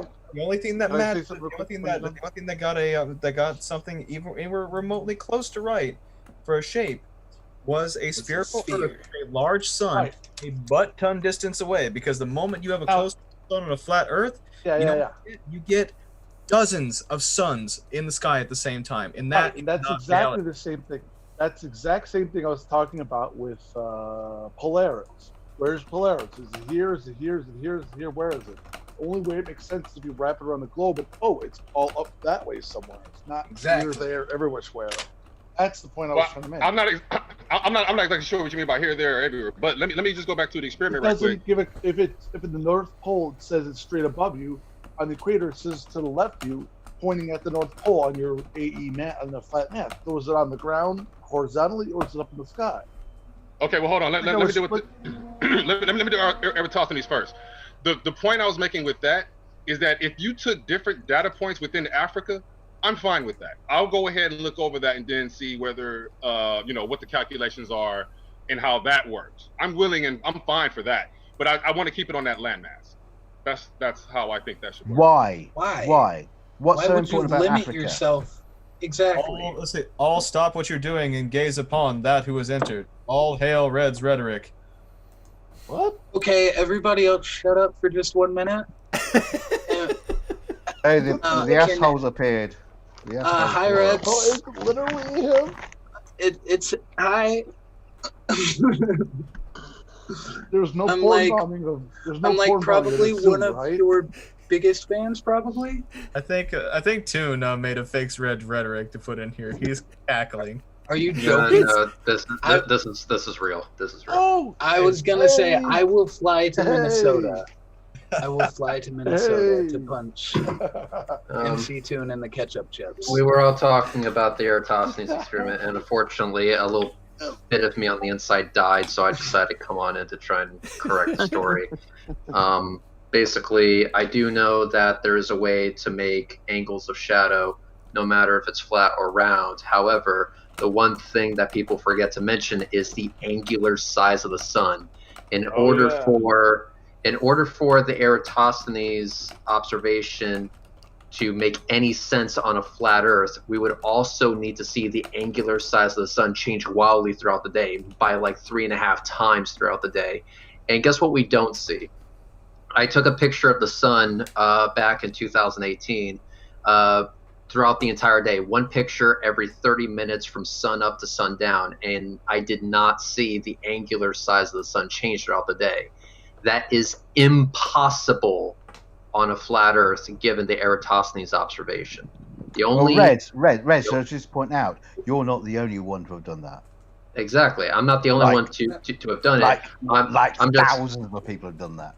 yeah, thousands of other people have done it. I just happen to be the cackling asshole that makes it very public. Yeah. The You're just deal the one the that deal rubs is the shit in the flat earthers' faces. the deal is this: appreciate that that. you look at two models and then you ask yourself which one best comports with reality. And of the two models that were up in the air, the only one that makes sense given the observation that I did was the round Earth model, not flat. On flat, we would expect the angular size of the sun to change throughout the day, and it didn't. Okay, so let me go with this when it comes to that. Are you willing to admit that when it comes to the amount of water that we have in the atmosphere, that may affect the angular size as far as making it look the same throughout? I'm not willing to accept that at all, and I'll tell you why. Because the angular size of the sun didn't change from sun up to sun down, which means in the middle of the day, I would be looking through less atmosphere. And during sunrise and during sunset, I would be looking through more atmosphere. And Correct. Yet the angular size of the sun stayed exactly the same throughout the day. So no, the moisture content or the amount of atmosphere that I was looking through, Right, Tim. it did not play a role in the angular size of the sun. Okay, so when you were looking at the sun overhead, when it had the least amount of interference, that's one thing. That's where it's at. But as you were looking at it as sunrise and sunset, that is so much water that you're looking through that it changes the size of the sun. Keith, But you didn't see any. You didn't see any of that. It would show you that, because what you would wind up with is you would have to posit a atmosphere that was put together in such a way that every person from every different direction in every portion of the Earth that can see the sun looking through their portion of atmosphere is seeing through just enough to create exactly the same image. And there's nothing on Earth that could do that. Now, let me be clear what I mean by this. When I say the angular size of the sun was exactly the same, I think it's prudent to be clear here. I mean down to the pixel, it was the same. What I did was I used the Nikon P900 and I set it so that it only allowed me to zoom in optically. So only optical zoom was active on this camera. So I just zoomed all the way out, which means the zoom level was the same for each and every shot. And in each and every shot, the angular size of the sun was the same down to the pixel. Sorry, Rez. I just got to point out you didn't actually mention who the P900 is the camera of choice of. Oh yeah, it's the camera of choice of every flat earther in existence. Yeah, I also I just thought you pointed out you missed that point. For a moment, I thought outdated you were camera of not choice. feeling good or something. no, but keep this in mind. And this was despite the fact that I was looking at the sun through more atmosphere at sunrise and sunset, and arguably much less atmosphere at high noon. And yet the angular size did not change at all. It stayed exactly the same, and it stayed the same down to the pixel. Right. You would have to, if you're going to say it's water in the atmosphere, you would have to model something out that could make that possible for every person that could see this stuff simultaneously. Okay, so let me give you an example. If you were to have, let's just say, a bonfire, and let's say it's not quite dense fog, but there's a good amount of water droplets and everything in the atmosphere, that bonfire would look a lot bigger than what it actually is. But So do you you know got math. do you know what droplets also do when they're in the presence of light? They create a rainbowing effect. And guess what was not visible in the sky at any point during my observation? If there really is as much moisture in the air as you claim there is, at least enough to cause such atmospheric refraction that it literally fakes the size of the sun, we would be seeing rainbows all over the place. Either that, or you would have to attribute the refraction of water to have a bigger refractive effect than like a literal magnifying glass, whose job is refraction. It would have to adjust its refractive index in real time. Yes, you are correct. All people would have to have would have to have a magical Fresnel lens over the sun from their position at every point. At that point, I guess what I would have to say is, what is the how to say it? I would have to ask, what percentage of water in the atmosphere do you think it has to be for all that to occur? Well, hold on. None. This is stupid. This conversation is stupid. Water in the atmosphere does not magnify things. It's just dumb. It doesn't magnify things. You can shut up about that stupid straw grasping. It's done. Right, it doesn't magnify things horizontally. Shut up. I was going to hang on. I actually want to answer that question, if I may, MC. I actually do want to answer that question. You asked how much water would there have to be in the atmosphere in order for this effect to, be a thing.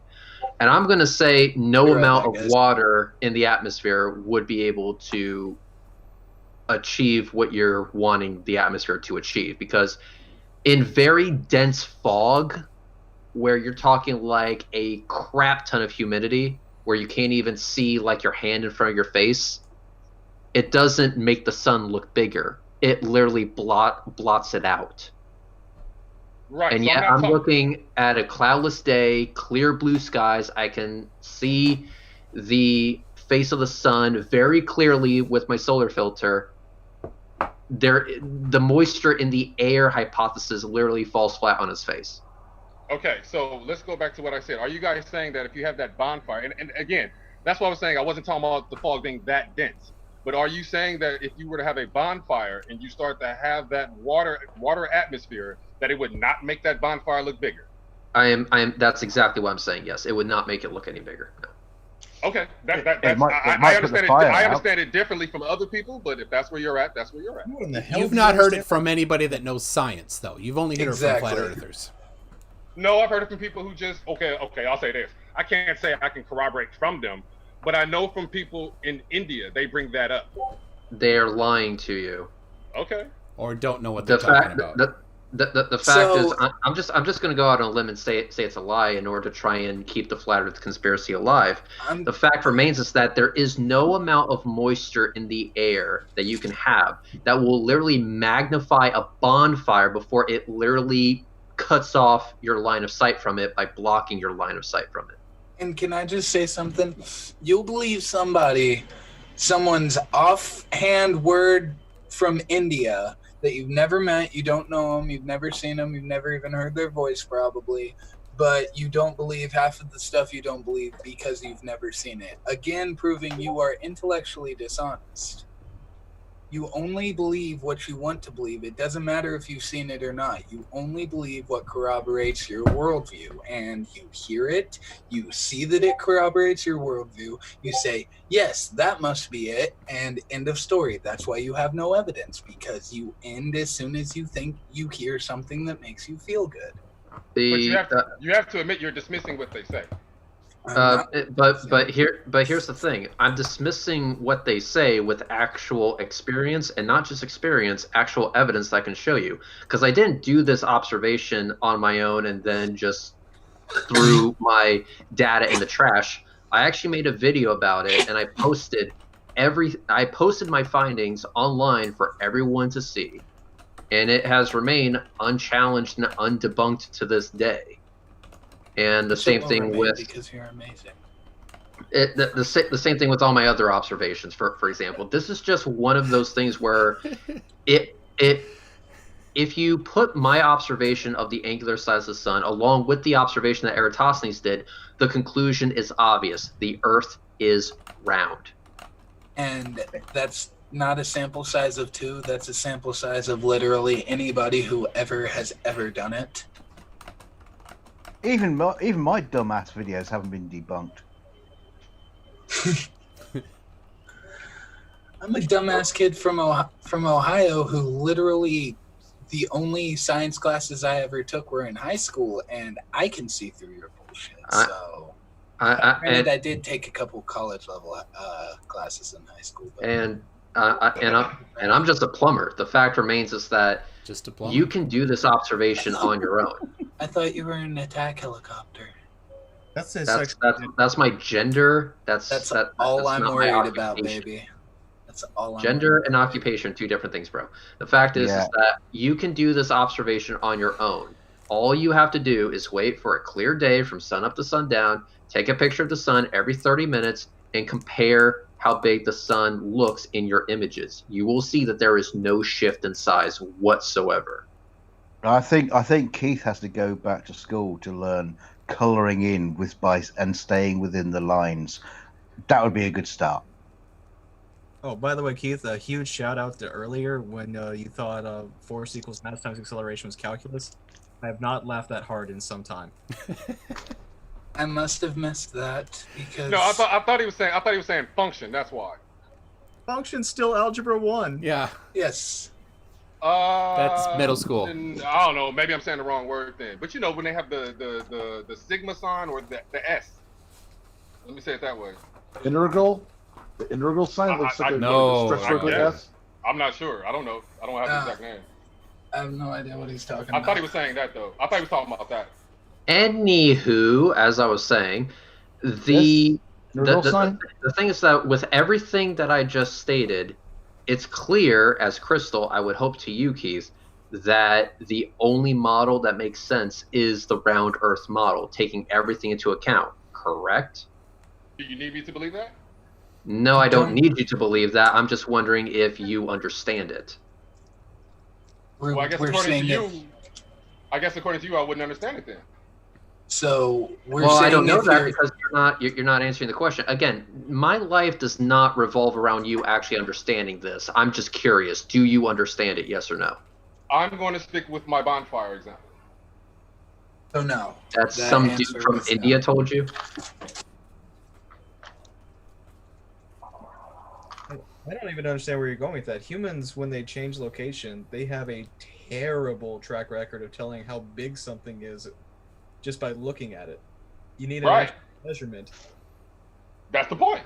That's why we measure. That's why we have measurements. That's why you have no measurements for a small and local sun. That's why you cannot figure out a small and local sun's position with trigonometry, assuming a flat Earth, because it will always be wrong, because flat Earth is always wrong. Well, all I can say is, because I remember Red had a... Red had you mind if I light a victory cigar? Hang on, let's say Red had a what? You had a video about how far away the moon was, and you used trigonometry to show how far away the moon was. And I forget his name, but somebody else did a video showing that if the Earth was flat, that the moon is actually about 3,400 miles away, based off of your calculations. Yeah, but you want to know what? Please. Yeah, Yeah, but you want to know what they didn't take into? No, I'll bet you any amount of money that they didn't take the angular size of the moon into account. What they did was basically they took your calculations on how, from a spherical world, where the moon would be, and they said, well, if we make it flat, what are the numbers? And instead of your 234,000 away moon, they came up with the 3,400.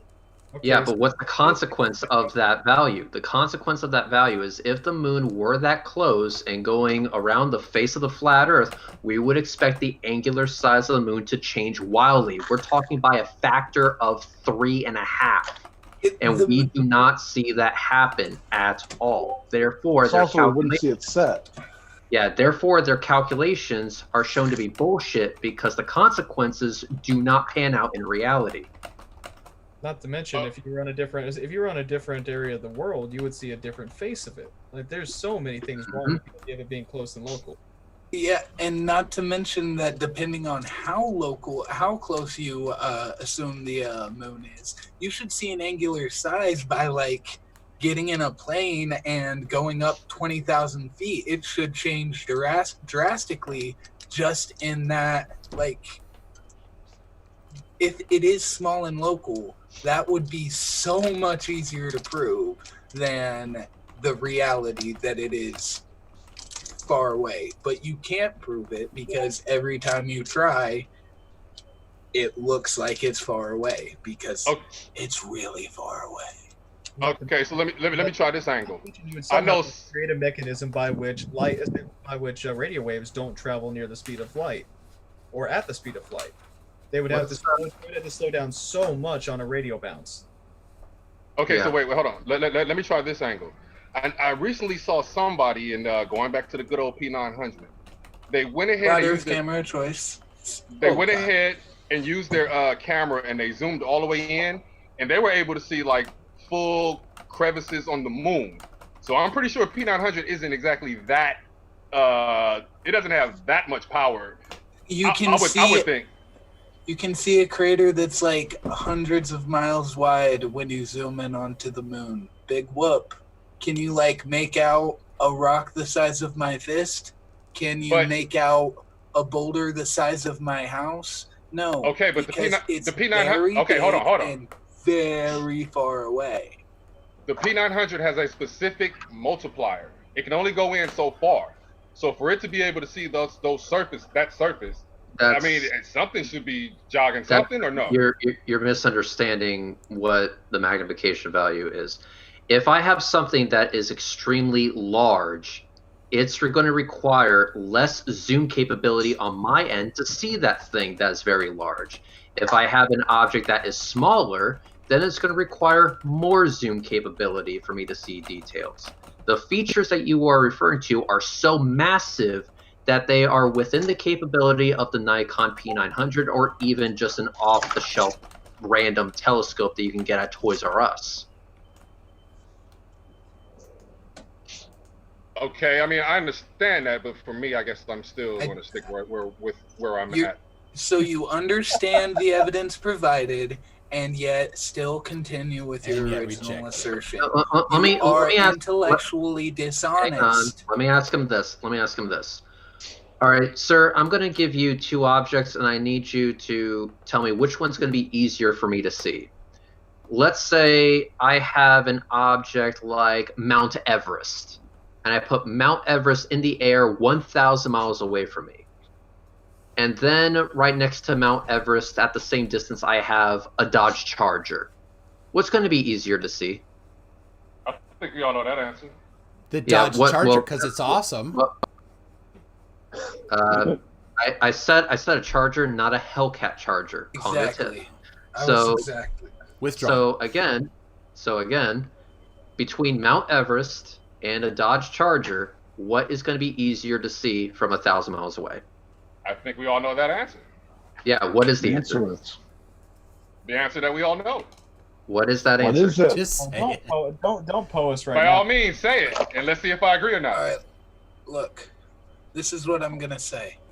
Can you see the lunar landing site on the moon? Am I actually going to get an answer to this question? Because I'm the one that's asking the questions, and I would really appreciate an answer, and I'll give you the same courtesy and respect. So let me try this one more time. Between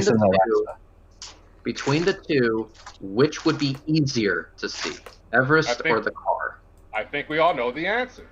And what is the answer? So by all means, give the answer, and I'll let you know yes or no.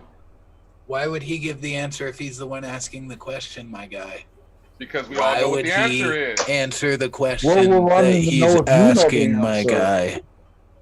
We want to know if you know the answer. I'm going to use this tactic next time I'm on Who Wants to Be a Millionaire. Okay, so basically, Right, I'm not going to answer this question. Cool.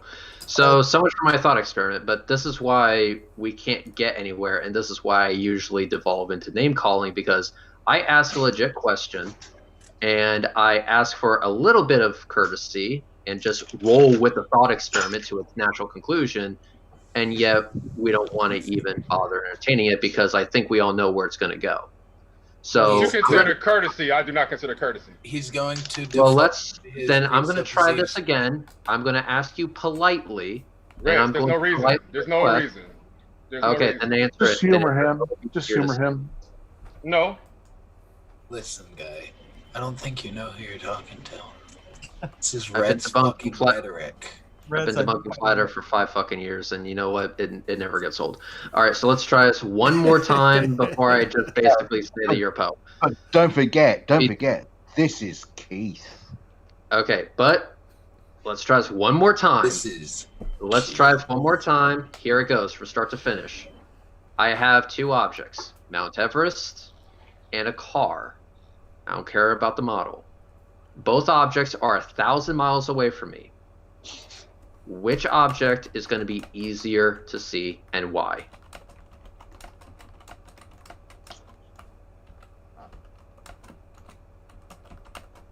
Don't worry, he heard you. He's just refusing to answer you. You've made him pull the Poe cord. Well, give him some time. Give him some time. He might actually need this much time to answer the question. So Can we have any Red Jeopardy music? Can we just go straight to name calling now? DKG, I mean, I kind of have been. Can you do the countdown theme? Banana, banana, wait, no, not That's my wrong name. Okay. I have 2 objects, Mount Everest and a car. Both objects are 1,000 miles away. Which object is going to be easier to see and why?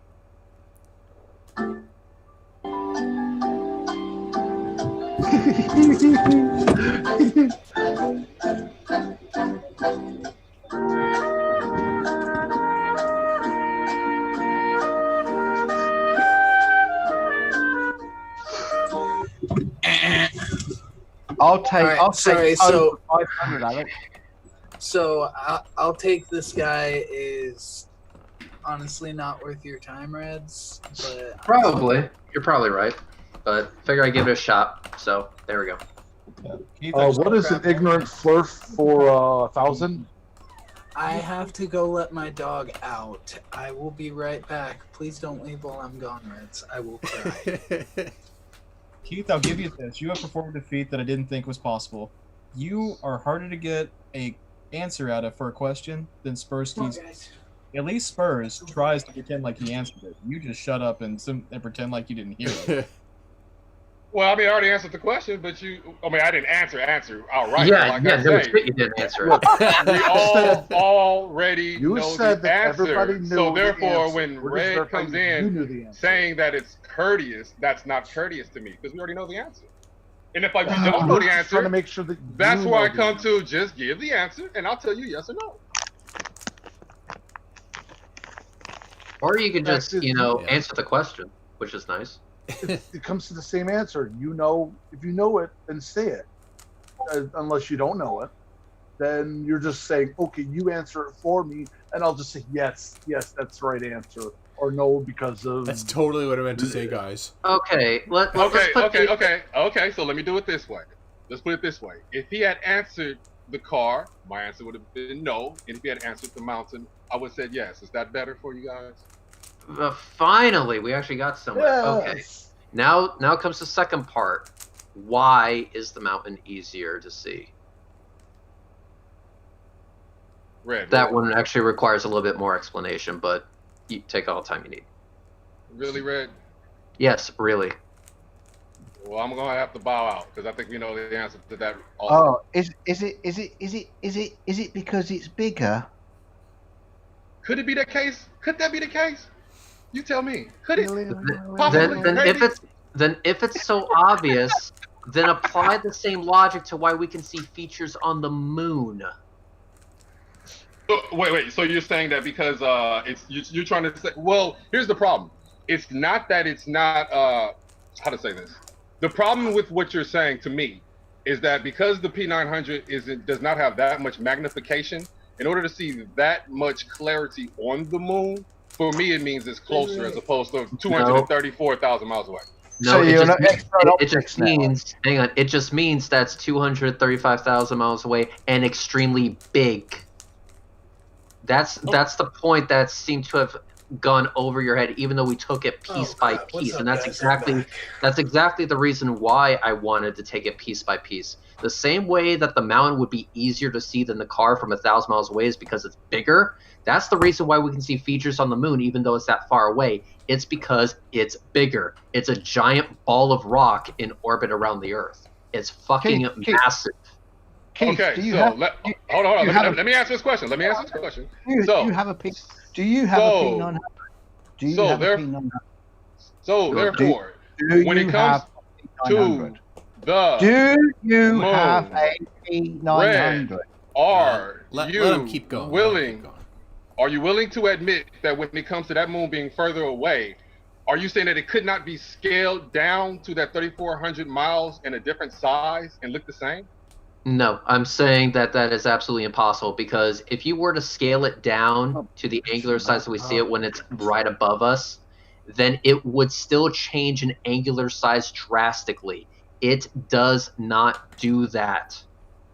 Okay, so, gotcha. Yes, I am saying that if we were to scale the moon down and bring it closer to the Earth, we would be able to definitively see a change in angular size throughout the night. We do not see that happening.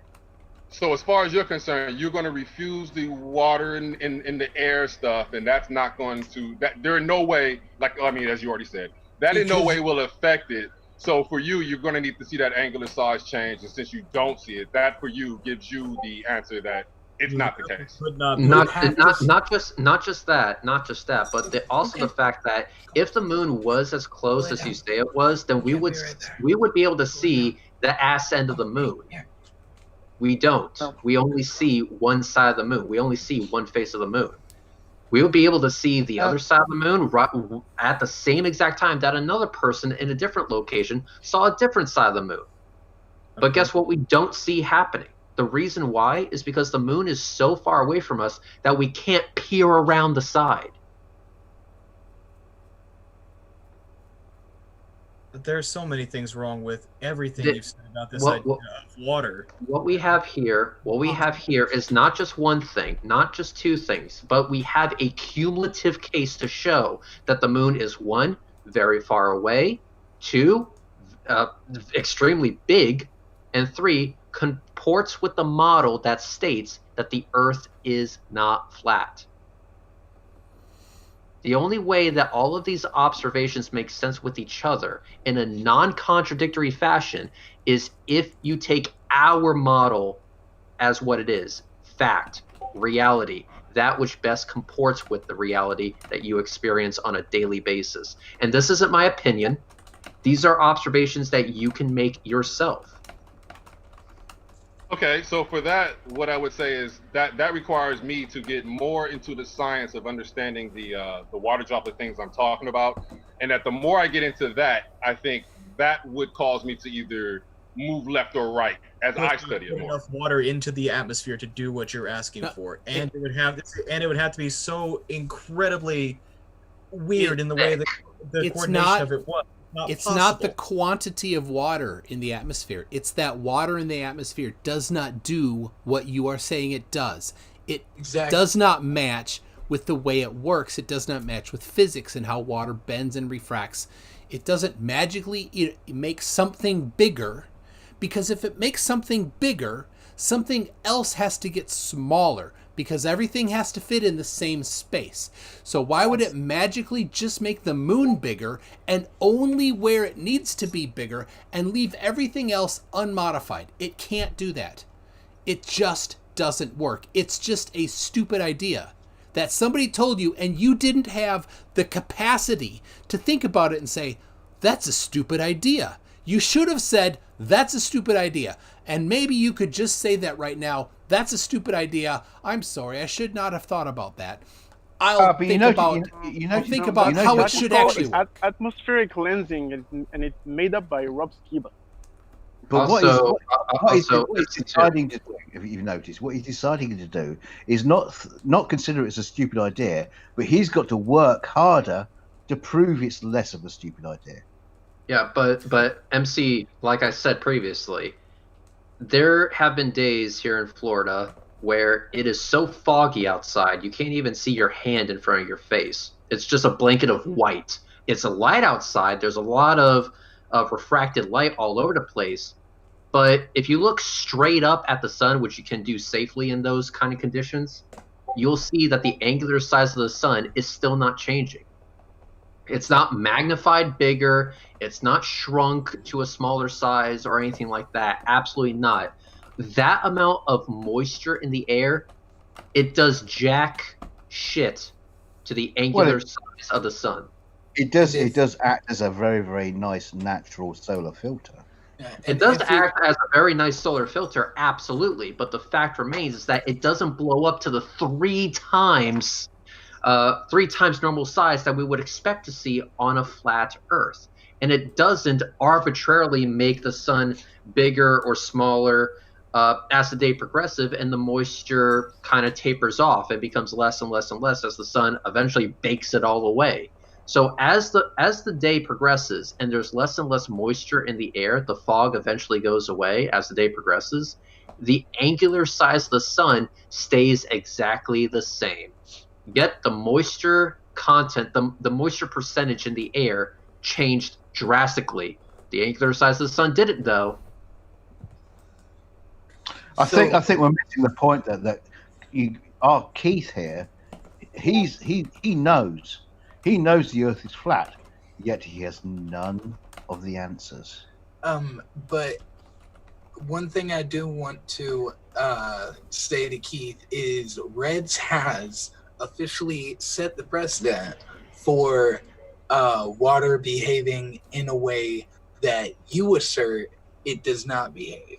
If you want to maintain intellectual honesty, maintain any shred of dignity, you're going to have to either find some type of source to set the precedent that water acts and has the refractive capabilities that you claim it does, or you're going to have to give up on this frankly ridiculous idea.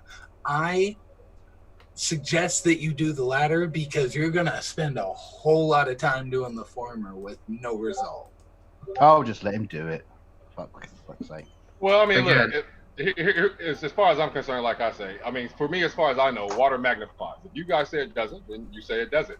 I'm going to just have to get into the precedent. It doesn't. I'm just going to have to get into the physics to give you like the technical terms to give you what I'm saying. Hypothetically, you don't have any technical terms. Exactly. I was about to say physics. Let me give a hypothetical here. Let's hypothetically say water does not behave, or water in the atmosphere does not behave in the way that you hypothesize that it might. That it doesn't have any effect on the angular size of the sun. What would that mean for your flat Earth theory? That would be some trouble. Now, when you say trouble, would that make you completely give up the idea altogether? I would say, again, here's what we go into. I would just have to get more and more into the physics to get the exact understanding of it. Reg, this is a guy who claims that you can't understand because airplanes disappear off a website, and that Hollywood is hinting at the flat Earth. For crying out loud, this guy is a sorry. The reason why hang on, guys. The reason why I'm asking this question is because I want to know where his breaking point is. So we already said that, okay, hypothetically speaking, if you found out that water in the atmosphere didn't behave in the way that you thought it did, or that you hypothesized that it does, then he said, well, that would be some trouble. I asked him, trouble in what way? He said, well, I would have to look into it even harder still. Okay. Yeah. So then I asked the obvious follow-up question. Look into what harder still? That would be that would be looking into physics, and as I understand it, that water magnifies. That would be looking further and further into physics, talking to the physics teachers and all that type of a deal, and figuring out physics teachers what they are saying, and then I would have to just go from there. You won't find a physics teacher that agrees with you. No. You misunderstood my question. Let me clarify. You have already come to the conclusion in this hypothetical that water does not behave in the way that you hypothesized that it behaved. You already did all the research, you looked into the physics, and you came to the conclusion, okay, water in the air does not do this thing that I once thought it did. What does that mean for you when it comes to this flat Earth theory? You said, well, the flat Earth would be in trouble, and I would have to look harder still. Okay, harder at what still? Because you already looked at the water and came to the conclusion that it didn't behave in the way that you thought it was. So what's the next step from there? The next step would just be getting a more full understanding of physics, and that if the water does not work, you need a basic understanding of is there anything else that's possible that could make it still have the effect that I think it does? If there's nothing else that gives the effect, there's going to be some problems. I'm going to have to look. I can't deny that. I'm going to have to say, hey, okay, I got a problem here. By problems, okay, acknowledging that there's a problem is a good thing, but would that problem be sufficient to get you to come to the conclusion that the Earth is not flat, that it's actually spherical? That's a tough one right now, because you're asking me a hypothetical question when I haven't exactly gotten into the science. We're asking you if you'll change your mind when presented with sufficient evidence to prove yourself wrong. He's pretty much asking you if you're intellectually honest right now. You want to say yes. I'm sorry, continue, senpai. No, I don't think you want to say yes. I'm basically asking you these questions like, where is your breaking point? At what point does it become so much that you cannot deny the spherical nature of the Earth? Do I literally have to duct tape your ass to the fairing of a rocket so that before you pass out from the lack of atmosphere that you see the curvature of the Earth? Or do I have to do, or can something of lesser extremes be done? To the guy who's eating the crunchy granola bar, can you mute Pete, please? Yes, please. Not me. So anyway, as I was saying, basically, what is your breaking point is my question. Do I literally have to duct tape your ass to the fairing of a rocket so that before you pass out from a lack of oxygen and atmospheric pressure that you see the curvature of the Earth? Or can we do something that's less extreme? Okay, so we don't want you to go out like Mad Mike, man. To first start off, so are you under the impression that I don't believe you can go to space or something like that, right? No, that's not what I said. I'm saying, what do we have to do to get you to accept that the Earth is a sphere? So option one is I can duct tape you to a fairing and launch you into space, and before you pass out from lack of oxygen and atmospheric pressure, you see the curvature of the Earth. Or option two, it could be something else you might suggest. As far as me personally, that just still takes me going into physics. But let me ask you this: when it comes to that rocket, keep saying. Let me finish, please. Just let me finish, please. So when you bring up the rocket going up, when you say the curvature, are you of the impression that, okay, how to say this? when we look out, when that rocket is going up, and we see that dark out into the distance, are you of the impression that that's not a limit of our vision?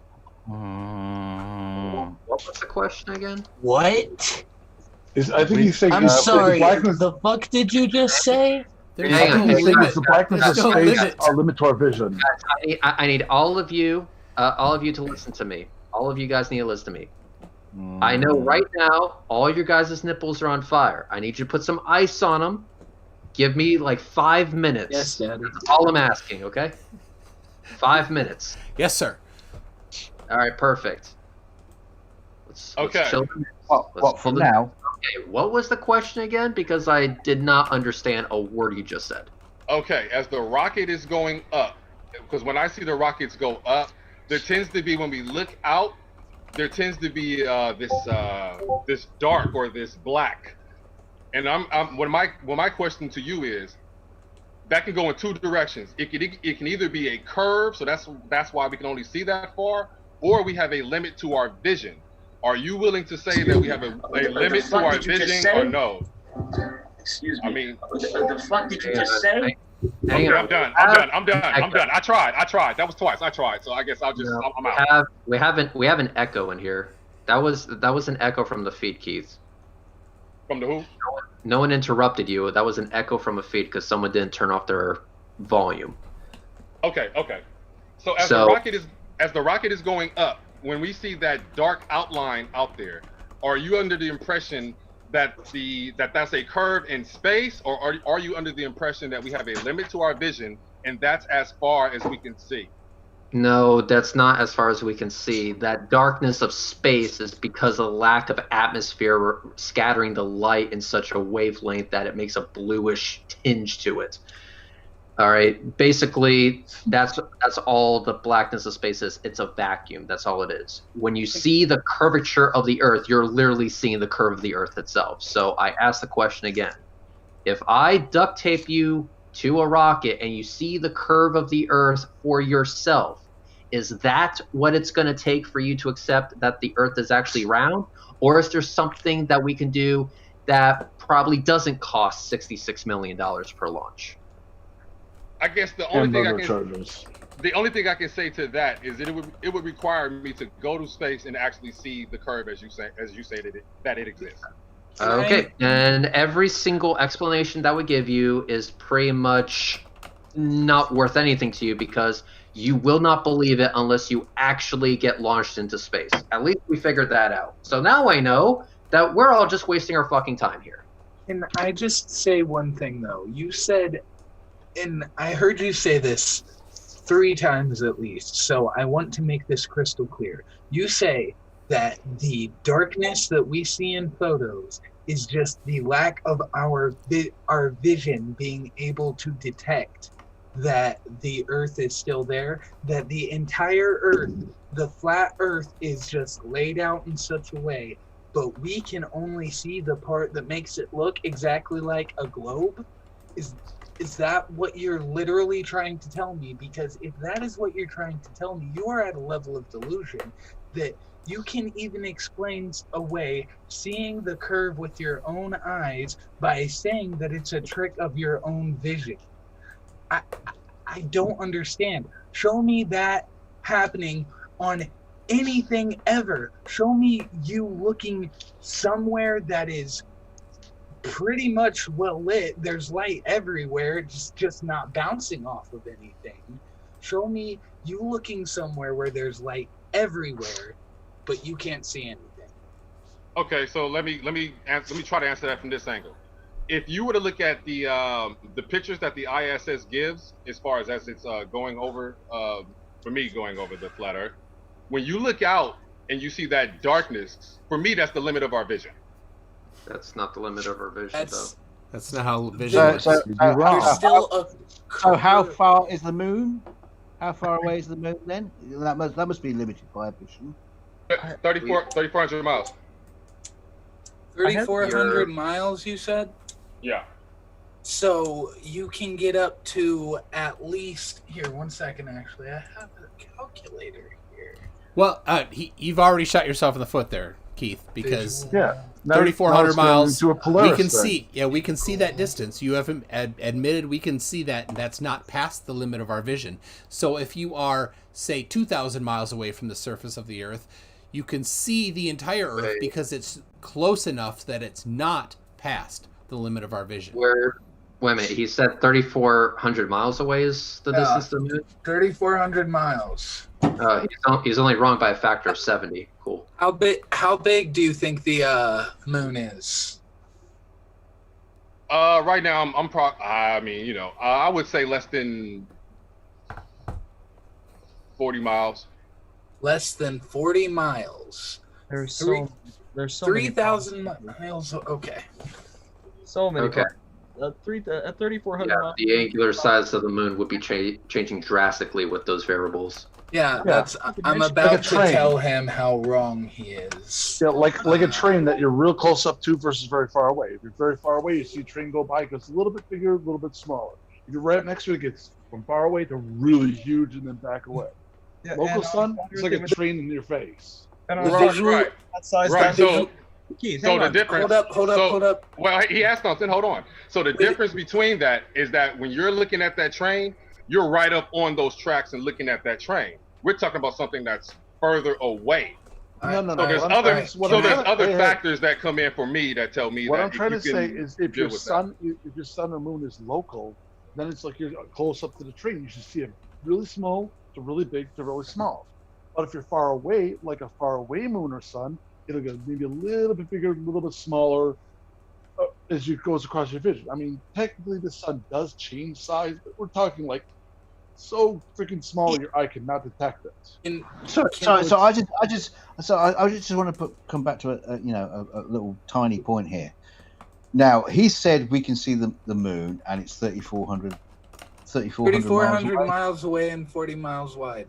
Right. Okay. Around. I don't know that exactly. Okay, it's 3,400 miles away.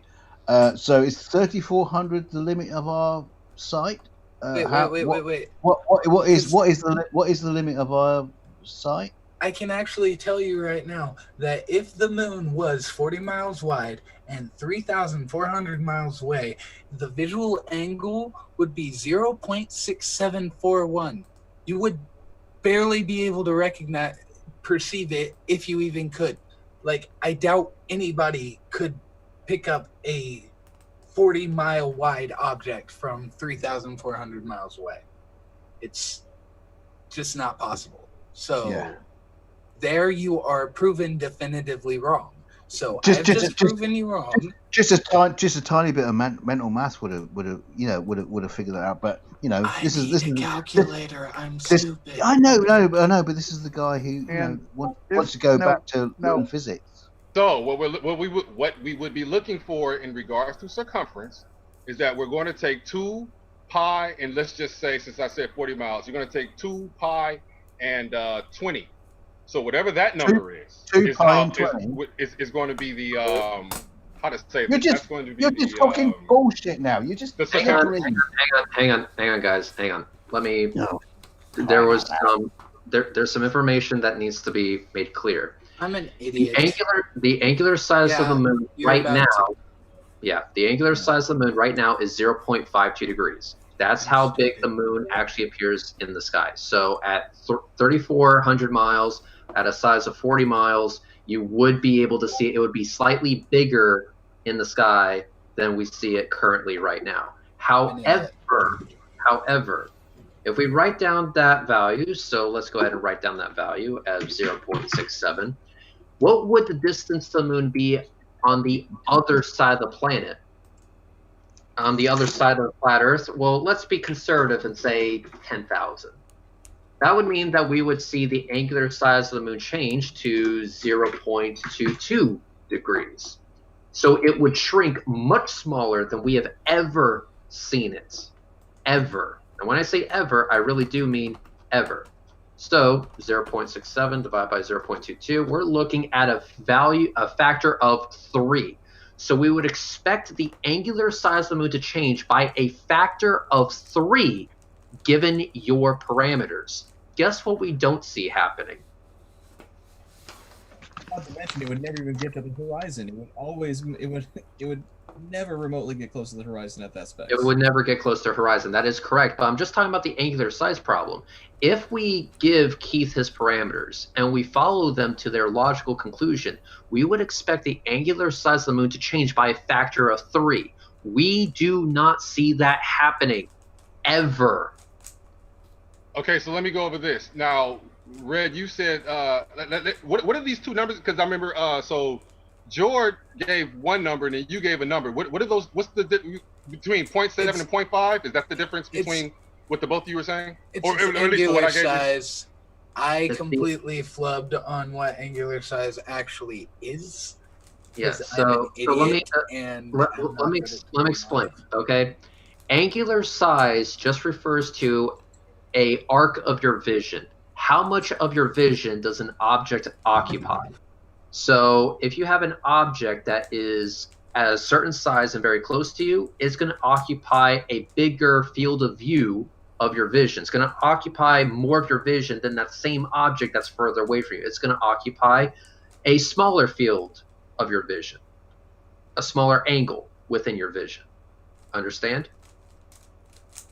But just to be clear, the difference between you two is 0.7 and 0.5, correct? No. Let me explain one more time. No, hold on. What my question is that for the numbers that Jordy brought, what are the numbers between what he brought up and what you brought up? That's my question. The numbers that he brought up are, what would the angular size of the moon be given your values? You said 3,400 miles with a 40-mile wide moon. Right. So my question is, what is that number?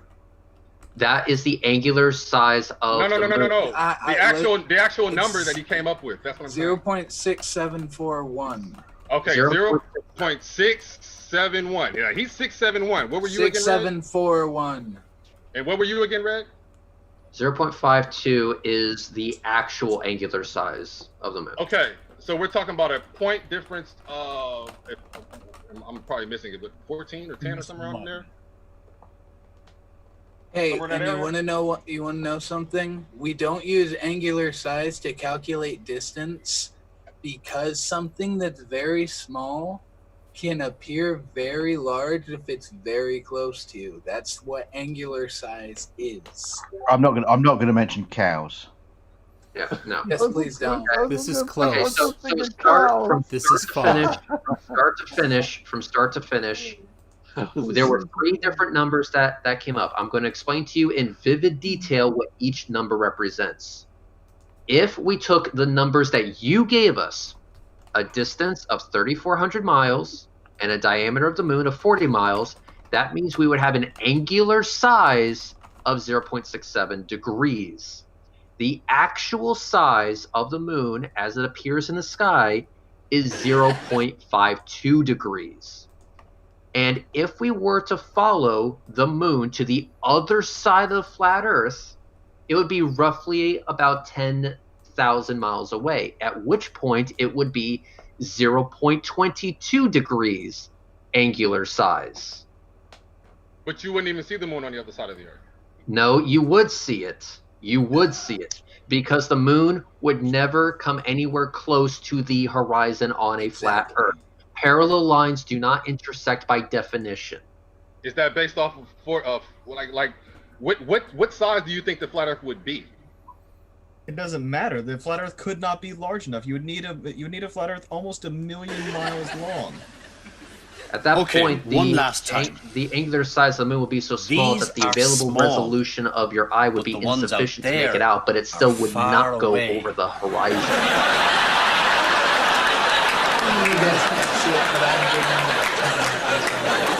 Small, far away. So what I would say is that since my numbers were higher, obviously I was just throwing 40 out there. But what I would have to do, obviously, if you lowered Obviously, you pulled the number out of your ass like you pulled almost everything else out of. Right. Since you.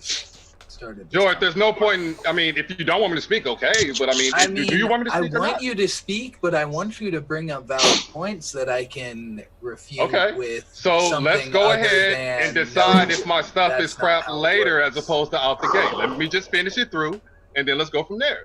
So, since I gave you the numbers I gave you, obviously the number I threw out was just a guess. I would say, okay, then maybe it's not a 20-mile radius. Maybe let's push it in a little bit to get down to that 0.52 angular size that we actually see. No matter how much you change the size, the angular size will still change drastically if it's small and local. I've got the calculator right here. If I change... Hang on. The point is that our distance to the moon changes consistently on a flat Earth. At some point throughout the night, it will be closer to you. On some points throughout the night, it will be further away from you. The change in distance equals a change in angular size. And guess what? We do not see a change in angular size throughout the night. The only way that can be a thing is if the moon is very far away, where the change in distance is so monumentally small comparatively that the change in angular size is imperceivable. And also, as you pointed out, Reds, that people on different parts of the Earth would see different sides of the moon. Exactly. You would see a different face of the moon. You'd be able to see the ass end of the moon sometimes. We can never accomplish that. So that is another nail in the coffin for this. So we have the angular size issue. We have the faces of the moon issue. We have the fact that the moon does, in fact, go over the horizon. I mean, just the mere fact that there is a horizon at all is definitive enough to show that the Earth is not flat. What about the moon retroreflectors? Moon retroreflectors as well. He'll never believe that because he can't afford to buy them. I've been wearing it for like a couple minutes. No breathing problems. No breathing problems. Yeah, you would need to postulate that the speed of light literally changes in order to comport with a flat Earth, which, by the way, it doesn't. So there's a lot of things that you would have to ignore and assume around in order to make this even remotely fit reality. Okay, I wonder which Keith is going to choose. Way too much. It's just way too much. Is what I'm trying to say. I know there is. I'm going to pretend that you're not a Poe, and that you're not just taking a piss and whatnot. But I'm going to say this: on that assumption, even though you don't understand it, there is a lot of things stacked against you on this. So many things that you can verify for yourself with equipment that you can get off of Amazon. This doesn't take a lot of investigating. This doesn't take a NASA-like budget. It doesn't require you to believe people outright without looking into it yourself. I mean, I fucking measured the altitude of the space station. It can be done. You can do it. Do your own research, but don't take people's word for it. And that includes some random Joe Schmo from fucking India that doesn't know how campfires work. And with that, I'm calling it a night. Peace out, people. Later, Reds. Reds, if I love you. Reds, if you're still there, I gotta tell you, man, longtime fan, good finally being on panel with you, man. He's out. But anyway. Rage quit. What about what about the he was talking about all these different sizes and speeds and stuff of the moon. Isn't there a thing? I mean, I just couldn't remember exactly the name of the person. Isn't there a thing called Kepler's orbital mechanics? You know, sizes of the orbits and their speeds and stuff that would not at all match because of the being so small and so close and the distance and whatnot. It wouldn't even work.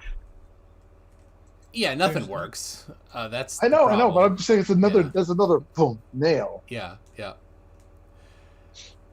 So, just to surmise, at least since I've been here, which has pretty much been from the start, but well, except for the debate, which I did watch, but you have assertions, you make claims, you say what you believe, and then once you find out that what you believe is wrong, you try to fit it to what you believe instead of adjusting what you believe to corroborate what you see and what actually happens. You don't have any evidence and you don't believe that you need any evidence, yet you're going to make positive assertions that you cannot back up, that you admit you cannot back up. It's incredibly, I'm just going to say it again, couldn't be me. Intellectually dishonest. It's completely backwards. You're coming at it from the wrong way around. You're not saying, this doesn't make sense. Why is it not making sense? Maybe my formulas are wrong. No, you're saying the data is wrong. My formulas are right because they're right because of reasons, and because they corroborate what you believe, Keith. That's why you accept it. It's cherry picking. It's freaking cherry picking. Well, the only thing I can say is it doesn't. Picking. The only thing I can say is I'm definitely open to learning more about physics and getting deeper into it and understanding it. That's where I'm at. Hey, if he does learn more things, maybe he will figure out things going down the dead end. He's not interested in learning diddly squat. All I'm saying, but that's his problem. Is that you have had the effects of refraction explained to you. You've had the effects of what water does explain to you. You've had the effects of visual angles explained to you. You've had pretty much everything you've brought up, we've explained why it's wrong, yet you hold on to that belief. And That is because it's a religious belief. You cannot persuade someone who religiously believes something. I mean, that's not necessarily true. I used to be a devout Christian. Now I'm, I don't even know what to call it. I follow the Church of Dudism. Which is an actual church, by the way. If you've ever seen Big Lebowski, I'm actually a priest of Dudism. I can show you my certificate, but it's packed away right now. You can go on. But I think this is going to wind down soon. But my last major question to the group is: how many flat Earth channels on YouTube can you say have been sponsored by Brilliant.org? None. Negative. Sponsored by what? Brilliant.org. Oh. Or .com, whatever it is. I think it's brilliant.org. That's 0, and the reason why is because there's 10 to the negative 17 Tor. It's 10 to the negative 17 Tor. Oh, don't get all positive. Keith, is that a positive or a negative number? Well, I'm not. I'm like I said, I already went through my math last night. I'm not about to go through those. He went through those last night with. Yeah. Or with is it FTFE. 20 seconds? Or is it a 20-second discrepancy? But the single fact is he can't even remember the answers from last night. What chance has he got? So, Joy, let me ask you this: so, do you still believe in God or no? It's been given the answers and he can't even remember them. I believe that the universe that I have seen through a telescope with my grandfather on many occasions is way too beautiful to have not been constructed in some way for the beings that inhabit it to appreciate it and to find out what it is. I believe that the being that created the universe he doesn't really care. He's just like, look, it's a pretty thing and you're in it. Go play. Which, that's fine. I don't care. That's my religious belief. And if anybody tries to tell me that's not a religion, it's as much as a religion as yours. You know who created the universe? It was the mice.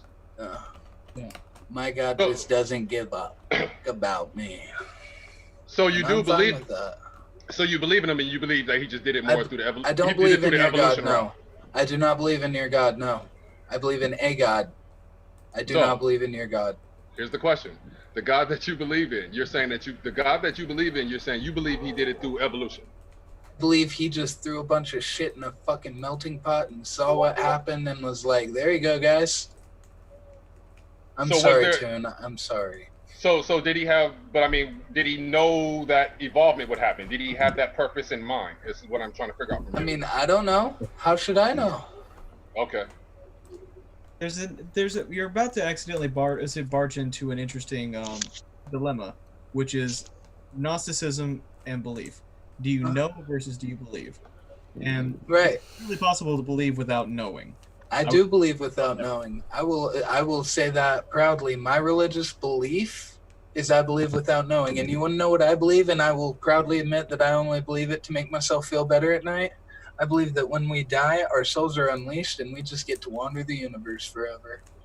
And I can't think of a better way to go out, a better way to spend eternity than exploring this vast universe that we call home and actually learning all the secrets that we could not have learned in our physical form.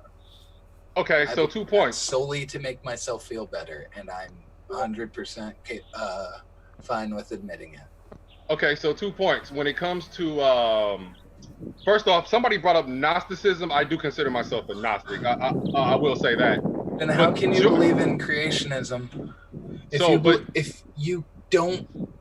if you're not sure if there is a God? How can you believe that God created us?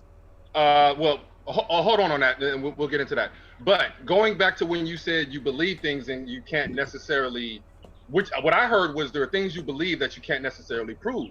So if you have those things, I said there are things that I have those things.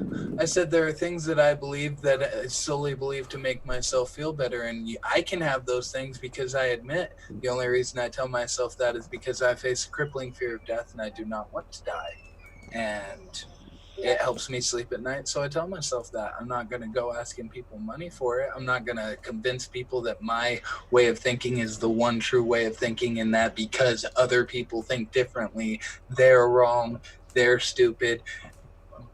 I'm not going to tell somebody that the Bible didn't happen because of my beliefs. I'm going to tell them the Bible didn't happen because observably there was no flood. Genetic bottlenecking never happened with humans, not once, let alone twice. Nobody ever lived to 900. There were no zombies, there were no leviathans, there were no behemoths, there were no dragons. And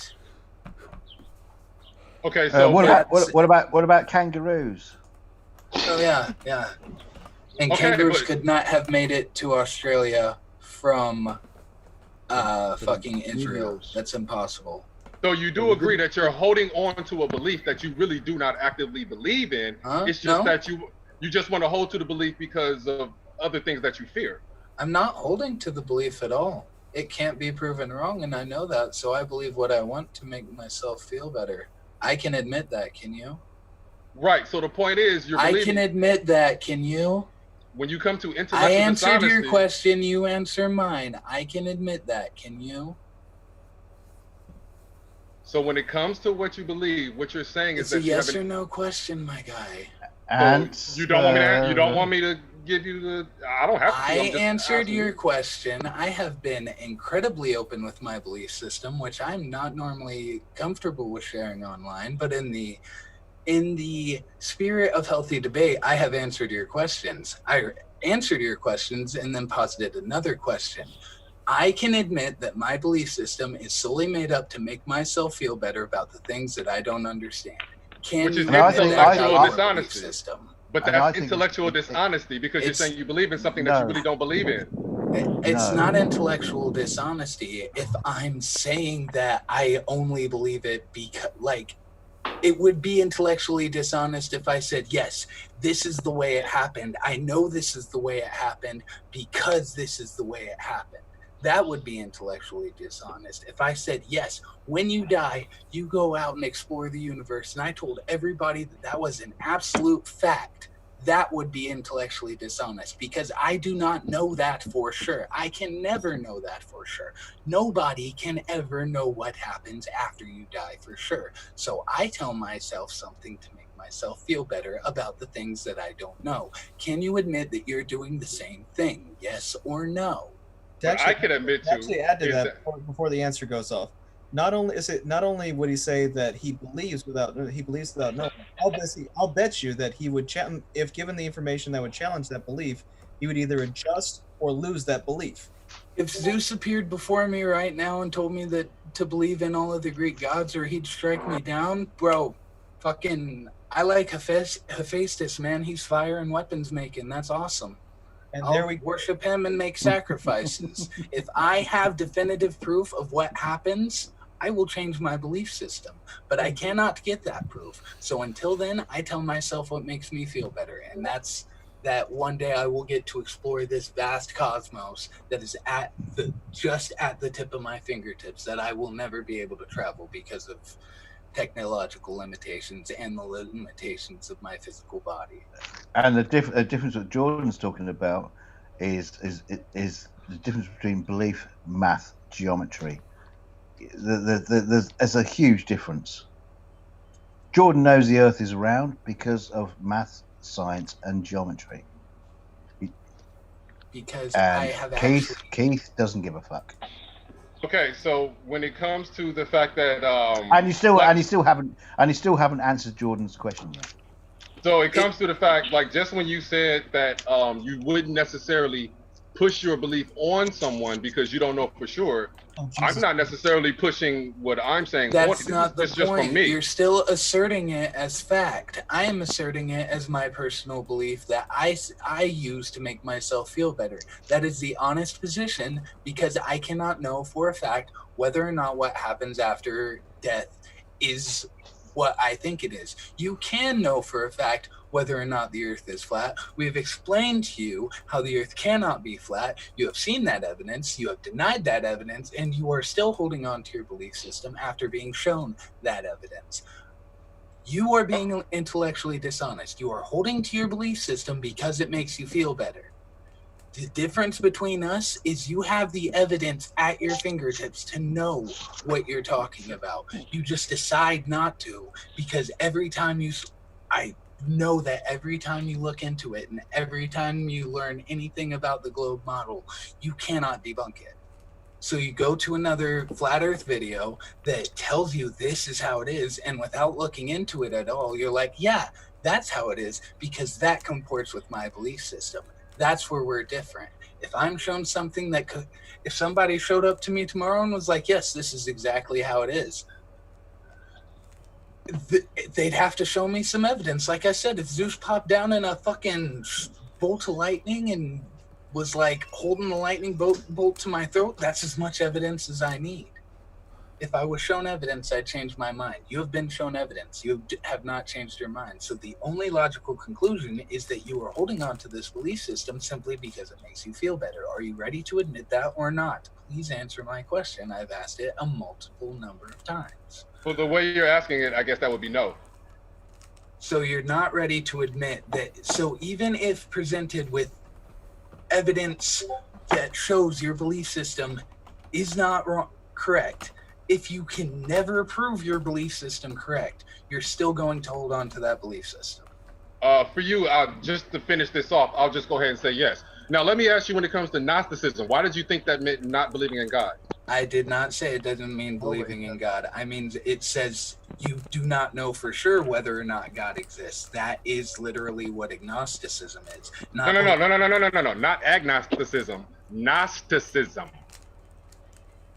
What is Gnosticism? I thought we were talking about agnosticism. Okay, no. I wasn't asking you to define it. I just thought when I said I'm a Gnostic, that you said I don't believe in God, but you thought I said agnostic. So now I mean that cleared that up on why you thought. I was bringing that up because somebody else brought up Gnostic, so I was just letting them know I am a Gnostic. I'm pretty sure he said agnostic. I brought up Gnostic as a part of gnosis, which is knowing. If I said Gnosticism, that's a second century Christian tradition. I was not attempting to bring that up. But even they go out of their way to say they know. They don't state it as a belief system. They state it as a matter of knowing or transcendence. And if you're no, then you're going to need to provide.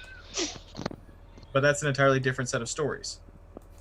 Wait a minute. You're saying that if you're a Gnostic, Wait. If somebody is a Gnostic, what are you saying about them? I didn't say agnostic. I No, referred. I'm not either. I'm saying Gnostic. Okay. Gnostic. Okay. We're gonna have to stop. From this moment on, nobody is talking about agnosticism. We're talking about Gnosticism. Right. From this point on. So I'm trying to figure out, when it comes to Gnosticism, what were you saying has to be the issue with if you're a Gnostic? I was confused. I thought you guys were saying agnostic because you said agnostic. No, right. Not you. I think it was Brian who was bringing something up. That's what I was trying to figure out. He just mentioned Gnosticism in passing. And I meant to say, Gnosticism was the wrong thing to say. I was attempting to say you're bordering on belief versus gnosis, knowledge versus belief. It's my mistake to have said Gnosticism, which is a 2nd century heretical Christian belief system. Okay. Heretical, huh? It was. Why is it heretical? You'd have to ask the people who decided to kill them. Oh, that don't matter. To be honest, personally, about any religion and whatnot, if you have to put it in, and this is a tangent, like, if you have to put anti-blasphemy laws and gag orders on things like that, then you're no offense to you, George, or anybody else in here, but your beliefs were crap. Because if they can't stand on their own, then what are they? And that's my opinion. You know what I mean? Like I said, I'm fairly ready to admit that my religious beliefs, a lot of people tell me it's not a religion. I'm fairly ready to admit that I can't back them up. There's no way I could know, you know? That's kind of like... Well, I certainly admit that I can't back up what I believe. I certainly admit that. I mean, there's no way I'm going to give you guys the proof to say, hey... But I don't assert mine as fact. To be honest, though... It would be asserting it as fact if I'm telling you to believe it. That's when it's asserting it as fact. No, it's not asserting it as fact because I believe shape is the earth. Asserting as fact is anytime I say this is the case. Me not attempting to justify it to you is me not attempting to persuade you. I can still make a declaration of fact without having to try to convince you it is fact. So for me, what I'm saying is that for me it would be, this is what I believe, and if you don't, you don't. Well, so what's the point of your statement? Belief in the face of belief in the face of contradictory evidence is not belief. It's just lying to yourself. Yeah, it's dishonesty. Intellectual dishonesty. Your favorite word. Okay. I mean, it's something that you exude is intellectual dishonesty. Like if you were to sweat, I can't imagine that anybody would be remotely near you. Your pores would be screaming things like, I'm a zebra. That's how dishonest you are. Like, at the end of the day, all I'm going to say, like, I won't bring up your intellectual dishonesty anymore after this, but if you can sit in the face of everything we've presented tonight and still hold on to your belief that the earth is flat without positing a single bit of evidence of your own to support your own belief system, not to validate it to us, but to let us know that you at least know what you're talking about, then there is no point to this conversation. Because if you will not even concede the smallest things, like the fact that the moon doesn't change angular size, kills flat earth, then there's no point having this conversation. You're literally delusional, and you seem to want to continue to be delusional. Okay, so to that, the only thing I can say is that if I were to put a droplet of water, let's just say I had some type of material that can actually handle water and it wouldn't soak into paper or anything like that. If you Wax had material, paper would do. Hydrophobic materials is what that's called. So if you had a material that can handle where the water would not soak into the material, and they had letters on that material, if I put water droplets on that on those letters become bigger. Okay. What? And when they become bigger, something to the side gets either obstructed or compressed. I'm right? glad you followed that tune because I had no idea what you he's trying. He's going back with the scuba lensing. No, what I mean is that okay, I see. Entirely defunct. There's no way to make it work.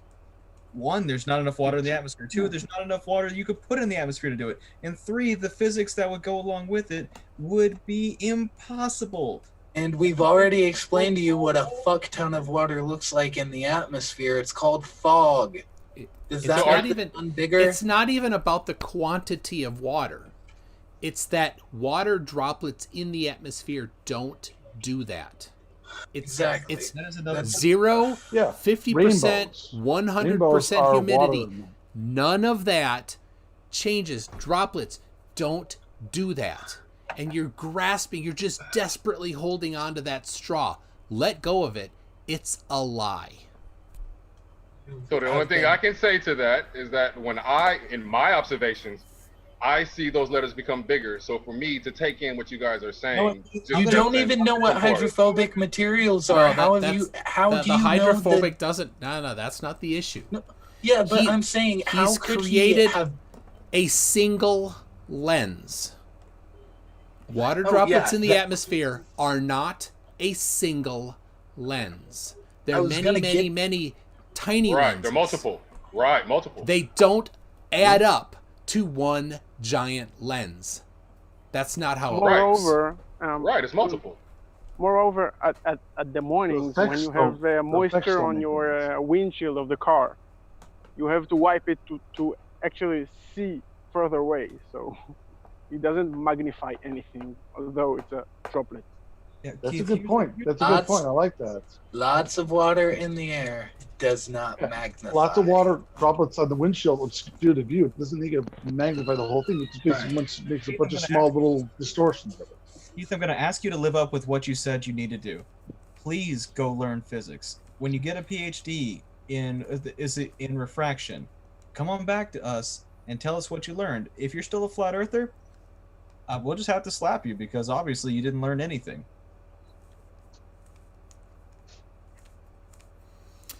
All right. I got a couple super chats to read here. One from And the George said for $2 says, "Hey Toon, how you doing tonight?" "I'm doing well, thanks, George." Welcome. General Still E. the only Shady. channel sorry. Go ahead. I was just saying, you're still the only channel I've super chatted to, honestly, because you've had me on before. Oh, thank you. General E. Shady, I don't know if he's still here. It's been a couple hours. Says, "Keith, no evidence. Give up. Religious, huh?" Yep, that's it. And then, I don't know. ALYSM. Is that Alyssum? I don't know. Says, probably awesome. It's ALYSM. Yep.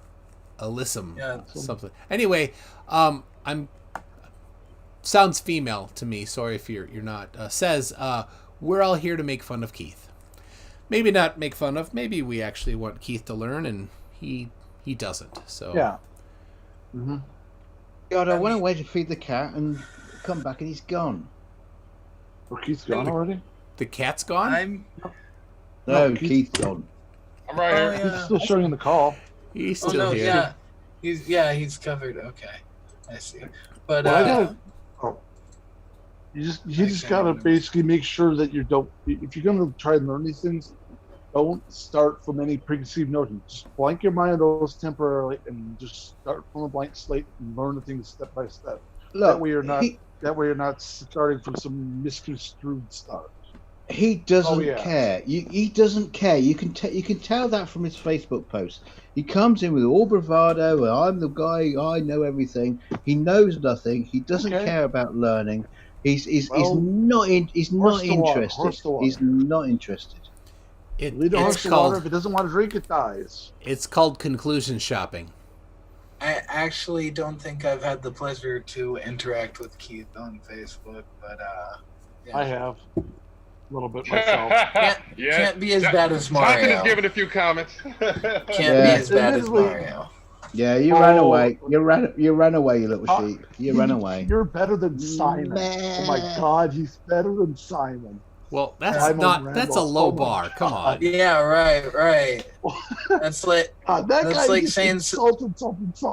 that's like saying something tastes better than shit. That's not hard to do. You tasted my cooking. Bravo, good sir. Bravo. Mr. Toss. But actually, can I pose a question to you real quick, Keith? Of course. Let's drop all of our preconceived notions right now, all right? I don't know what shape the planet is, neither do you. Neither of us know. We walk outside. I have a phone, you have a phone. I'm in the northern hemisphere, you're in the southern hemisphere. I ask you, I'm in the southern hemisphere, you're in the northern hemisphere. I ask you if you can see the Southern Cross. You say no. What does that say about the shape of the planet? It tells me that if it's flat, that's too far away, and that if it's spherical, it's because it's over the curve. No, that's not how perspective works.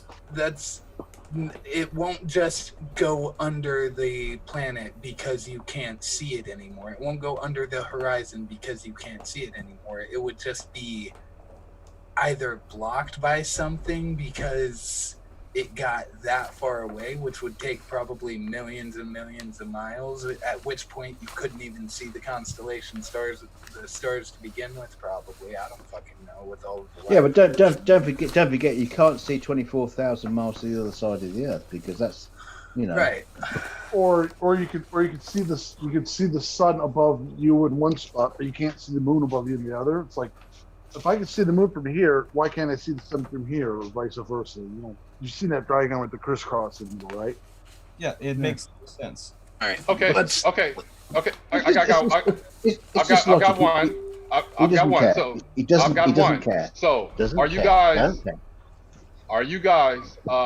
When it comes to modern science, do you guys or do you not subscribe to the belief that our vision is infinite? It's not a matter of vision being infinite. We see light travels to us. Exactly. Our eyes don't reach out and grab stuff. It comes to us. No problem. No problem. But what I'm saying is that when it comes to that light reaching out and grabbing, you still feel that as long as there's light around, you should be able to just continuously see. Yes or no? As long as the light gets to you. Yep.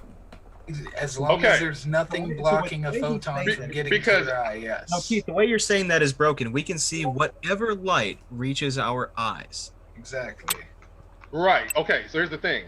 I'm under the impression through modern science that is telling us we have infinite vision, but it's just limited by how much light is around us. But we do have infinite vision, as far as I know, is what they're saying. I mean, yeah, if light was shining from every single spot around you, you could see all of that light, but it would just be a jumbled jargon, like a mess. But are you willing? Are you willing to? Stop with this thing. You do not have unlimited vision. You are limited by the light that comes to your eyes. Okay, but I'm saying modern science says we have unlimited vision. No, you can't even see the entire spectrum of light. How can you say we have unlimited vision? There is light on the spectrum that we know about that we can't see. We don't have unlimited vision. It wouldn't mean that. You're citing science that doesn't exist. It doesn't say that. If you say that there's a source that says we have infinite vision, you're going to need to show evidence to set that precedent. I've told you this multiple times. If you make an assertion and want somebody to believe that assertion or even acknowledge that assertion, you have to set that as a viable precedent. You have to show that that's what happens. Now, here's why I'm bringing that up. Because you're right. If it comes to something like that, I would have to go and say, look, they're telling us that we have infinite vision. Now, yes, I have to go find that citation. Because Please do. That's what we want. That's what we're asking. Science is not a they. There's what research team? Where were they from? What did they specialize in? What was the point? Where's their birthday? What color are their eyes? Yeah, give us this citation instead of just saying they say this, because I'm not sure that anyone has said what you're saying the way you're saying it. Yeah, what peer-reviewed journal was that published in? I'm going to ask that. If you don't have it, then don't make the claim again. Sure, no problem. Now let me ask you. Hitchens razor. Now let me ask you this, Toon. Do you know how I would be able to go about doing that if it exists? Doing what? Google. How do I go about finding the peer review if it does exist? Google. It doesn't. It doesn't exist. But you can go to Scholar. Scholar, my guy. Yeah, Google Scholar.google.com. Or enroll in a community college, and a lot of community colleges have open resource things that you can just go and look at any scientific paper you want. Jordan. But apparently he's already he's not heard gonna, it, so he already don't knows. bother. Yeah. Now, why would you assume He's something in like the that, olive Toon? branch. Why would you assume something like that, Toon? Start at scholar.google.com. Go ahead. Yeah, but why would you assume I wouldn't? Why would you assume I wouldn't look it up? You're not interested in learning. No offense, We've all ascertained that already. All this night. Okay, that's disingenuous, but whatever. If I tell you I'm going to look it up, then I'm going to look it up. So I looked up unlimited Then look it up and come back to us. I looked up unlimited angular vision, and it asked me if I meant unlimited angular version. So I'm almost certain that there's no paper that. Well, it's not going to be angular vision. What would it be then? Just take the angular part out. See what it says with that. Just unlimited vision. Do humans have unlimited vision? We don't. Hungry startup with unlimited vision, meaning like it's a big thing. Creating new ventures with limited resources and unlimited vision. It's something. Something about distribution of unlimited something or other. Testing and design of unlimited field of regard synthetic vision. Headworm display for something, I don't know. Shaping unlimited patterns. I'm seeing nothing about humans having unlimited Look, forget this. Let me ask him some really basic science. If a woman weighs the same as a duck, is she a witch?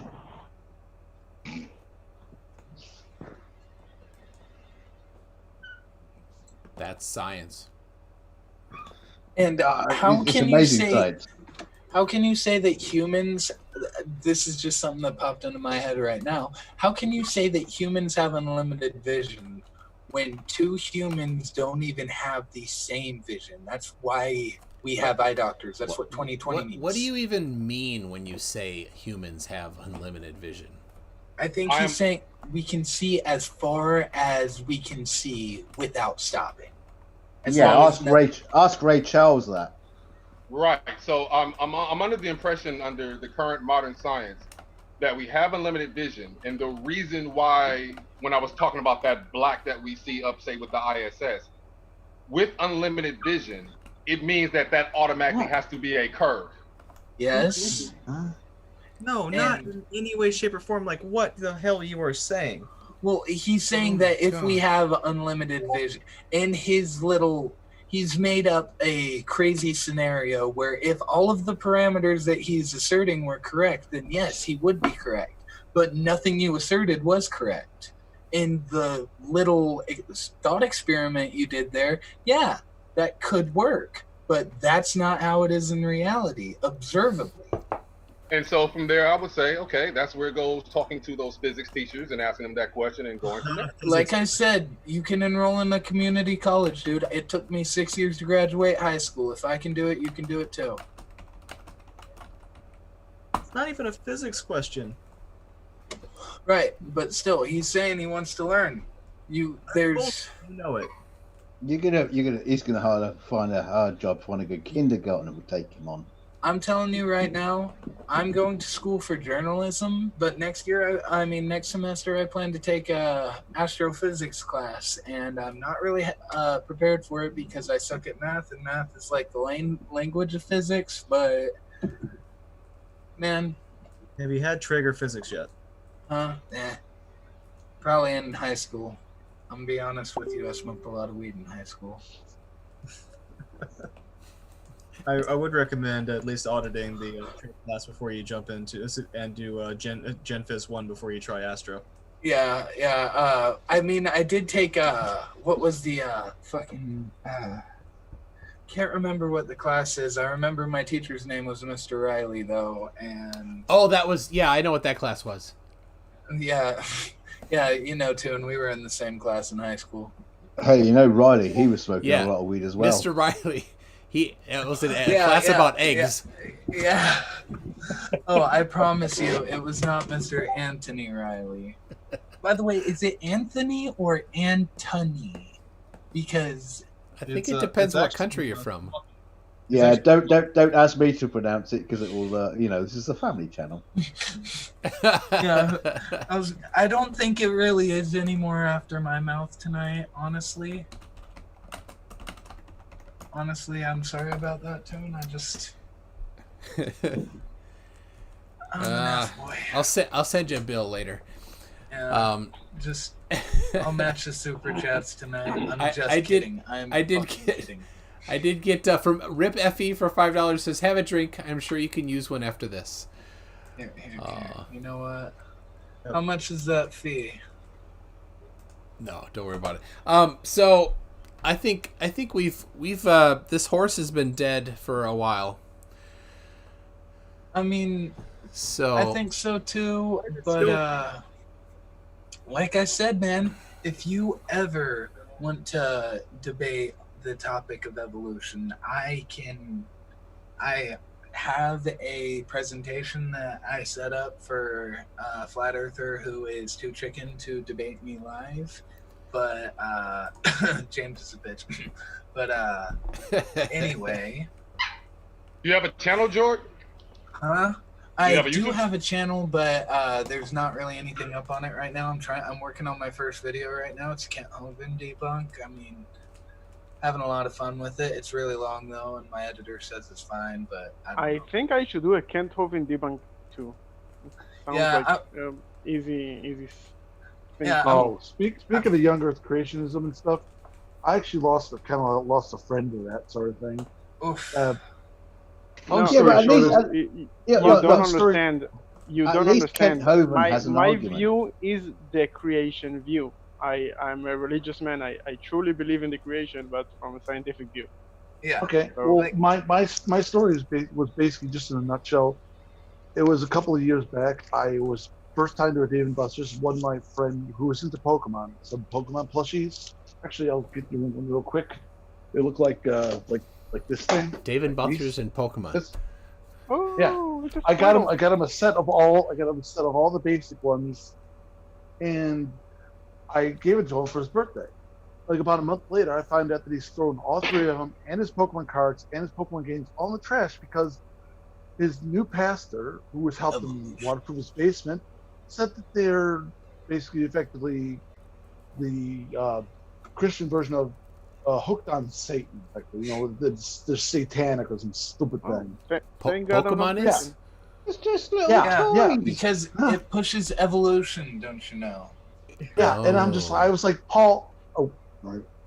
Yeah, I was just saying, the kid, you could have given back to me. I would have been hurt. But the fact I was hurt that you threw him away, but even more hurt that you didn't say, I don't want these anymore. Here, you have them back. I was more hurt that you threw them away and didn't tell me. And then we had disagreement about Adam and Eve and freaking the flood and whatnot. And I basically said to him, like, have you ever heard like your Christian path versus everybody Christian walks their own Christian path? I said to him that it seems to me that he's walking his mom's Christian path versus what he wants to do. Yeah, he gets very triggered he was very triggered when I confronted him and questioned his religion, but he couldn't question. But it didn't work the other way. And he kind of like, yeah. If you want to continue the conversation, you can call me back. Otherwise, so I just said, forget you. And I've been friends with the kid for about 30 years. I'm 35. I've been with him for about 30 years, and he's me off for the last couple of years. Now, let me ask you this, Jonathan. Did he tell you that his pastor said it was because of evolution? He said it's because his pastor said they were satanic. Oh, okay. You just left it at that. It was Satan. Okay. I just wanted to let you know, Jonathan, that I do feel your pain because, like I said, this came from a religious family member. She told me to read it, even though, like I said, I've read the Bible front to back. It's not a very good book, but it's all right. I mean, if you read it as fantasy and like old Jewish poetry, it's not bad, but it's not a very good story. But to be honest, she gave me this. I think She Joe went is a to a jerk. garage sale. She went to a garage sale, and this kills me. Look, there's a $12 mark. It got bought for $12 as new, right? $10 mark on the garage sale price, and it was in this condition when It's I all got beat it. up. And she said, I saw it and I thought of you, and I was like, and I just knew God put that in front of me so I could bring you back to the light. And I was like, no, that guy just got you for like $10 for a book that's been Dixie, now selling stop back. it. Sorry, I'm shouting. I'm sorry, I'm shouting. I'm listening. I'm here. Is Nuriel still here? Because I was just curious on what his exact belief was. What is my exact what? I was just curious about your. Still got a bunch of Pokemon cards though. I was just curious about your belief A about couple God more binders and more Pokemon cards. Nice. All right, let's hear Keith and Nuriel here. Hold on. Okay. All right. I'm a religious Jew. So New Testament is out of the not real for me. I don't believe in that. But I studied physics. I'm an engineer. I know what the world looks like. So that actually I struggled that with that topic quite a lot. But then my rabbi, which is one of the smartest person I know. I mean, I learned more about quantum physics from him than like religious stuff. And he started here lessons about the creation and Genesis and everything, and that just blew my mind. And therefore, I decided to sum it all up and start a Facebook page that have all of the topics and some more things I came out by myself, continuing his ideas. And that's how I got where I got. That the creation is the laws of physics, and the Genesis 1 describes the scientific consensus like one-to-one, basically.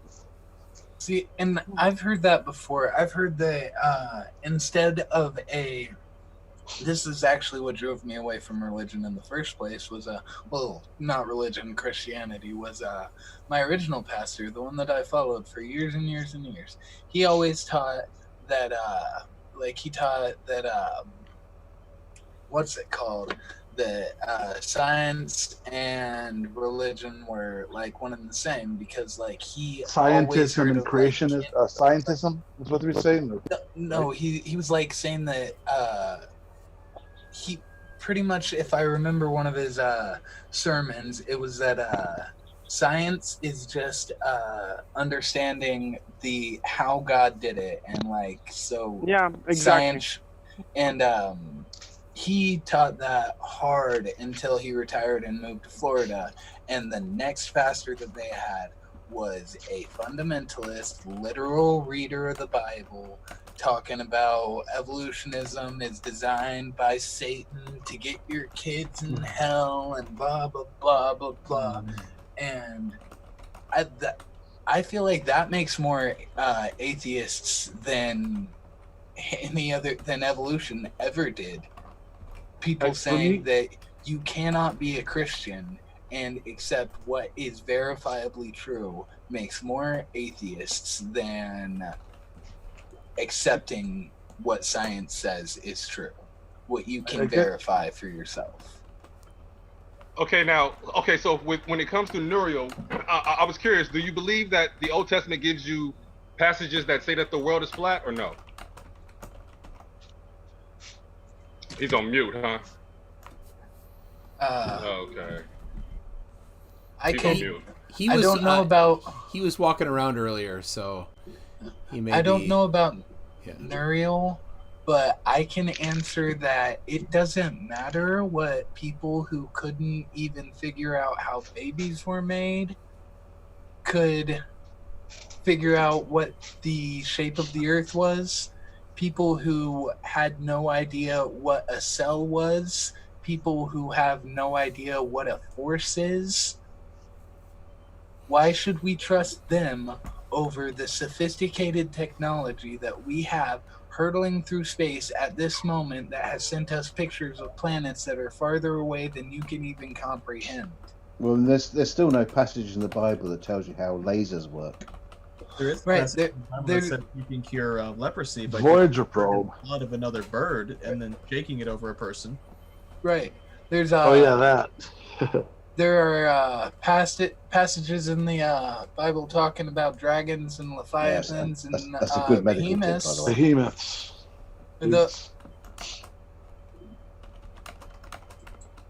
Give me 1 second, guys. I gotta go to the restroom. Okay. All right. But actually, No.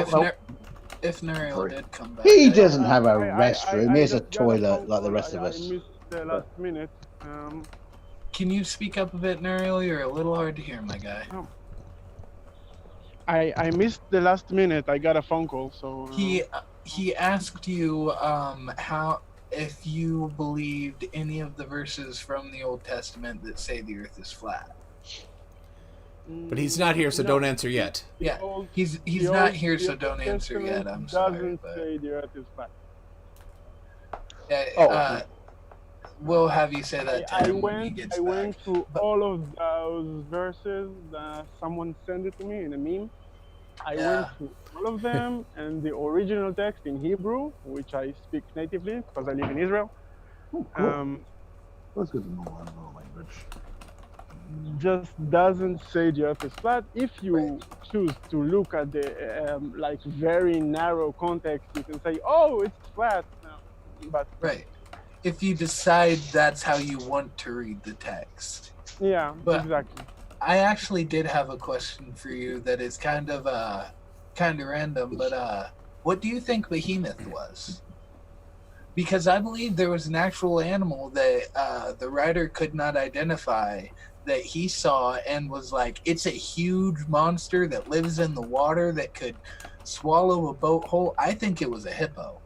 I think some crazy savage saw a hippo and ran back and told his friends about it. Okay, it could have just been a guy with a big schlong. I mean, he'd have to be doing the breaststroke, and I think that's more like a Loch Ness monster than behemoth. The problem is with you, which it's not like I'm blaming or something. All of you guys read translations. Yeah. And therefore, you are reading basically the agenda of the translator. Right. Behemoth, it's how do I say it? Behemah in Hebrew, it's domestic animals like a cow, goat, sheep. Yeah. And right. Behemoth, which is it just the plural, the plural form of behemah. It's OT at the end. It's a plural of female noun. Yeah, that's actually. So, behemoth, it's like domestic animals in Hebrew. Right. It's just like that. So See, it could be the hippo, because there are some references of like wild beast referenced as a behemoth, but it's not like some mythological creature or some huge something. It could be a hippo, and some references are for like a lake, some big lake animal. Yeah. But it's not like some mythological creature or something like that. I'm just trying to figure out, Because the behemoth I'm talking about, I'm sure you know what I'm talking about, but yeah, I know it has references yeah. and Hey, Nuriel. Hey, I'm back. Hey, Nuriel, I was curious. I think I caught you on the back end of it. But when it comes to the scripture, that talks about flat Earth, do you go with that or no? no, the Old Testament has nothing to do with flat Earth. So you're saying that there's no scriptures in there for you that say that there's a flat Earth? No, every scripture that flat earthers say talks about flat Earth actually has broader meaning, and it's not talking about flat Earth. So the clay seal, the Earth is like a I forget exactly how it goes, but the Earth is like a pressed clay seal. Is that like something else? Is there any type of thing I need to be knowing about that?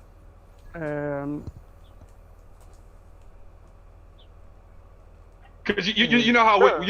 you know how when people like back in the day, if they were doing like a letter, they would put that wax. I know. Like Okay.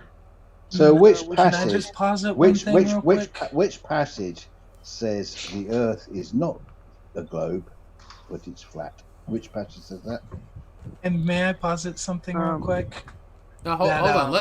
Wait. Yeah, Nuriel, Yeah. it's on him to answer. I'm sorry, I forgot. Go ahead, Nuriel. About the clay seal, you said. First, you can look at this metaphor as a local thing. Like the Earth, it does look flat when you're looking at from 2 meters above the ground. That's one thing. This. Moreover, all of the other verses, like each one of them, if you look at it from the point of view that the Earth is a globe, actually gives you even more clues about what the Earth and what's around us actually looks like. Okay. Just curious about your opinion on that. No, I'll give you an example, and that thing I actually got before I read it on Wikipedia. So that's okay. I'll say it and that's it. Sorry. The waters above the firmament, the expanse. I don't like the word firmament. It said, let there be an expanse in the midst of the water, like in the exact middle. This is what the Hebrew word actually means. And if there is no like dome and some other crazy stuff above us, then what does this verse actually mean? If we have like water and something divide them exactly in the middle. So I did a little research, and like the deepest point on Earth is the Marianas Trench. It's almost 11 kilometers down. And the troposphere, which is the highest water can achieve, there is no moisture above the troposphere, is about 11 kilometers in average. And after that, I opened Wikipedia, and I actually saw that the troposphere is 11 kilometers high. So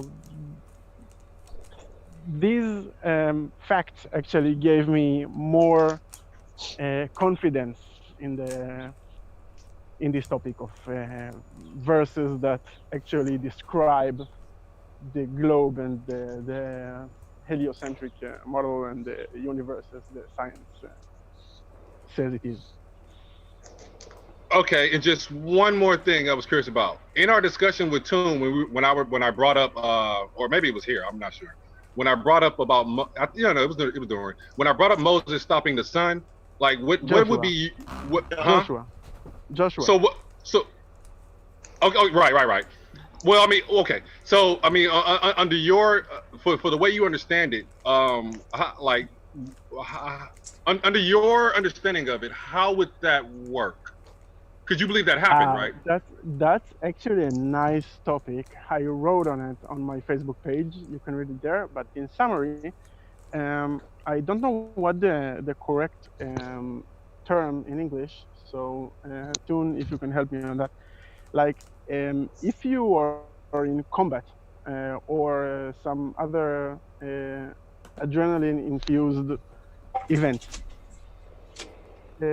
you lose time. Like you think from begin to end was like 10 minutes, and it actually goes like for 3 hours. You know what I mean, or?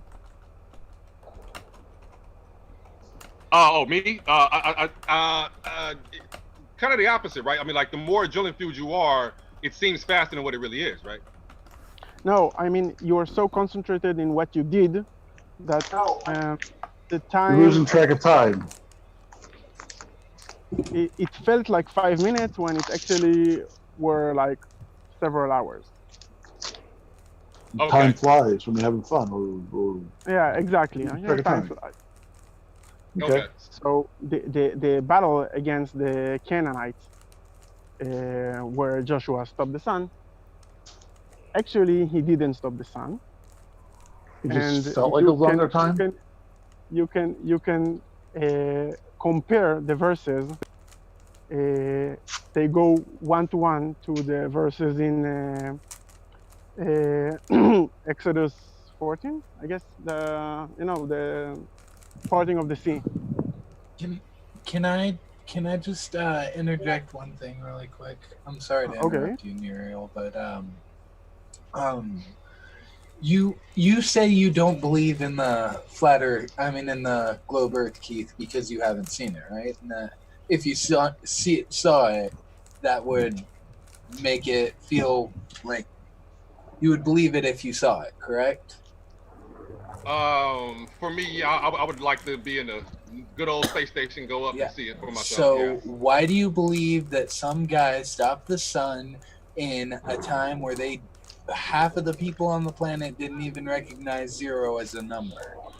Why do you believe that story, written so far back that nobody can validate it, but you don't believe the stories that literally hundreds of people can validate?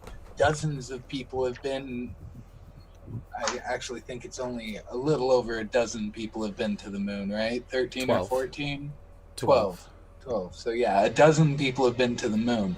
You won't believe their stories, but you'll believe the story that somebody wrote down in a book who knows how long ago, and you'll believe that he did something that is physically impossible for a person to do. I don't know how you think he reached up and stopped the sun, stopped it from moving, but you believe that happened, but you don't believe that humans are capable of knowing what the shape of the Earth is. Well, I'm not being funny, just to interject here, but because hearing people talking about sections of the Bible, or stories from the Bible, or whatever, it sounds exactly the same as people talking about the nuances of Harry Potter books. Right. It sounds exactly the same. Right, and I've noticed that too. Christianity is just a fandom. Literally, it's the worst fandom, but it's just a fandom. So what I would say is I really believe that Nuriel and his folks, I think they take God very seriously, and I think they seriously wanted to transfer down what that being wanted the world to know. Well, if cool they story, did, bro. Then they did a pretty bad job at it, because like he said, the cure for leprosy isn't, I don't even remember what the crazy thing was, pretty sure there's some crazy contraceptive advice in the Bible. I think it was too, something if to I'm do with not about mistaken. shoving a dead badger into your face or something. I don't know. No. It was after you got cured. For leprosy, you took a bird, dipped it into the blood of another bird, and shoved Right. it 7 times over the infected person. No, it's not a cure for leprosy. It's what you done after you got cured from leprosy. Well, that's the cleansing ritual? Yeah. Dealing with the energies out here. Well, I stand corrected. I won't use that anymore. Thank you, Nuriel. I have no Good. idea. It's Like always I said, good to get great medical advice here. I read the King James version of the Bible, and I'm not gonna sit through any other version of it because it was a slog the first time. Yeah, King James version is kind of tiresome. Yeah. What do you think what it was like for King James to write it? Dude, Shakespeare wrote it. Come Actually, on. I didn't finish on Joshua and. Oh yeah, sorry, I interrupted you. So what happened? Actually, if you read it, just read it as it is, and not like how you studied it in the kindergarten. What happened is there was a very, very short battle, which ended where the Canaanites were hardly defeated. And after the event was over, then Joshua said, "Sun, stop," whatever, how it's written there. And it is exactly the same pattern as what happened in the parting of the sea. The event is over, and then Moses and the Israelites say the song of the sea. And what's written there, it's the exact same word. I don't know how it goes in English, but in Hebrew, these are the exact same words, like word to word. And that actually points to the fact that Joshua didn't stop the sun. The battle was so short that the sun didn't actually move in the sky, and the whole sun stop. It's actually a song and a praise for God that helped the Israelites to win the battle so shortly. And one of my you can read it. You can actually compare the verses and see that this is what happened. It's not. I'm not making anything up. Just go there and compare the words.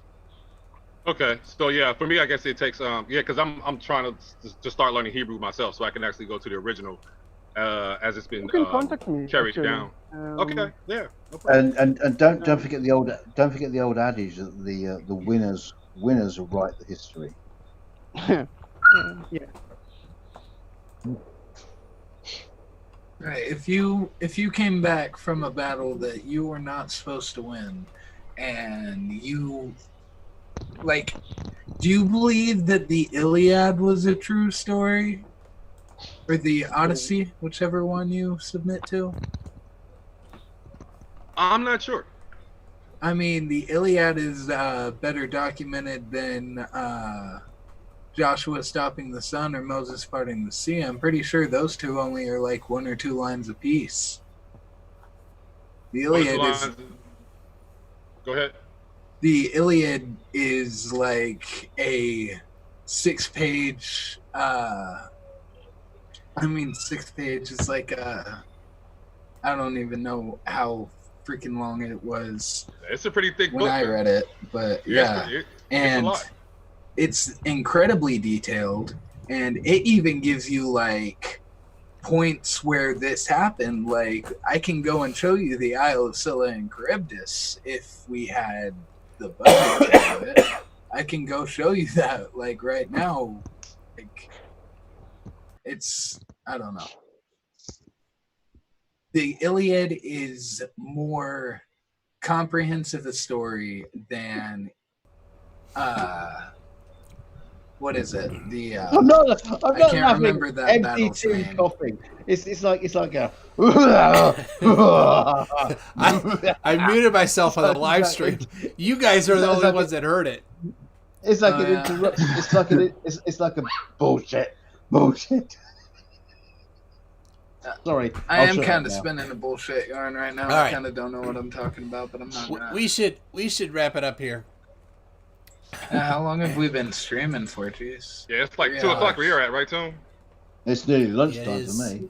it is 2:37, so Yeah. let's see. Wife's gotten home with tons of good sushi. See you, folks. Cheers for the stream, MC Toon, helping keep me sane during 4th month of self-isolation so far. There you go, man, devil. All right. I think Neriel and Keith could have a good conversation. Keith, I sent you Neriel's Facebook page there, so. Yeah. So MC2, do you think we can expect less of Keith's posts on Facebook now, proclaiming utter knowledge on everything and just?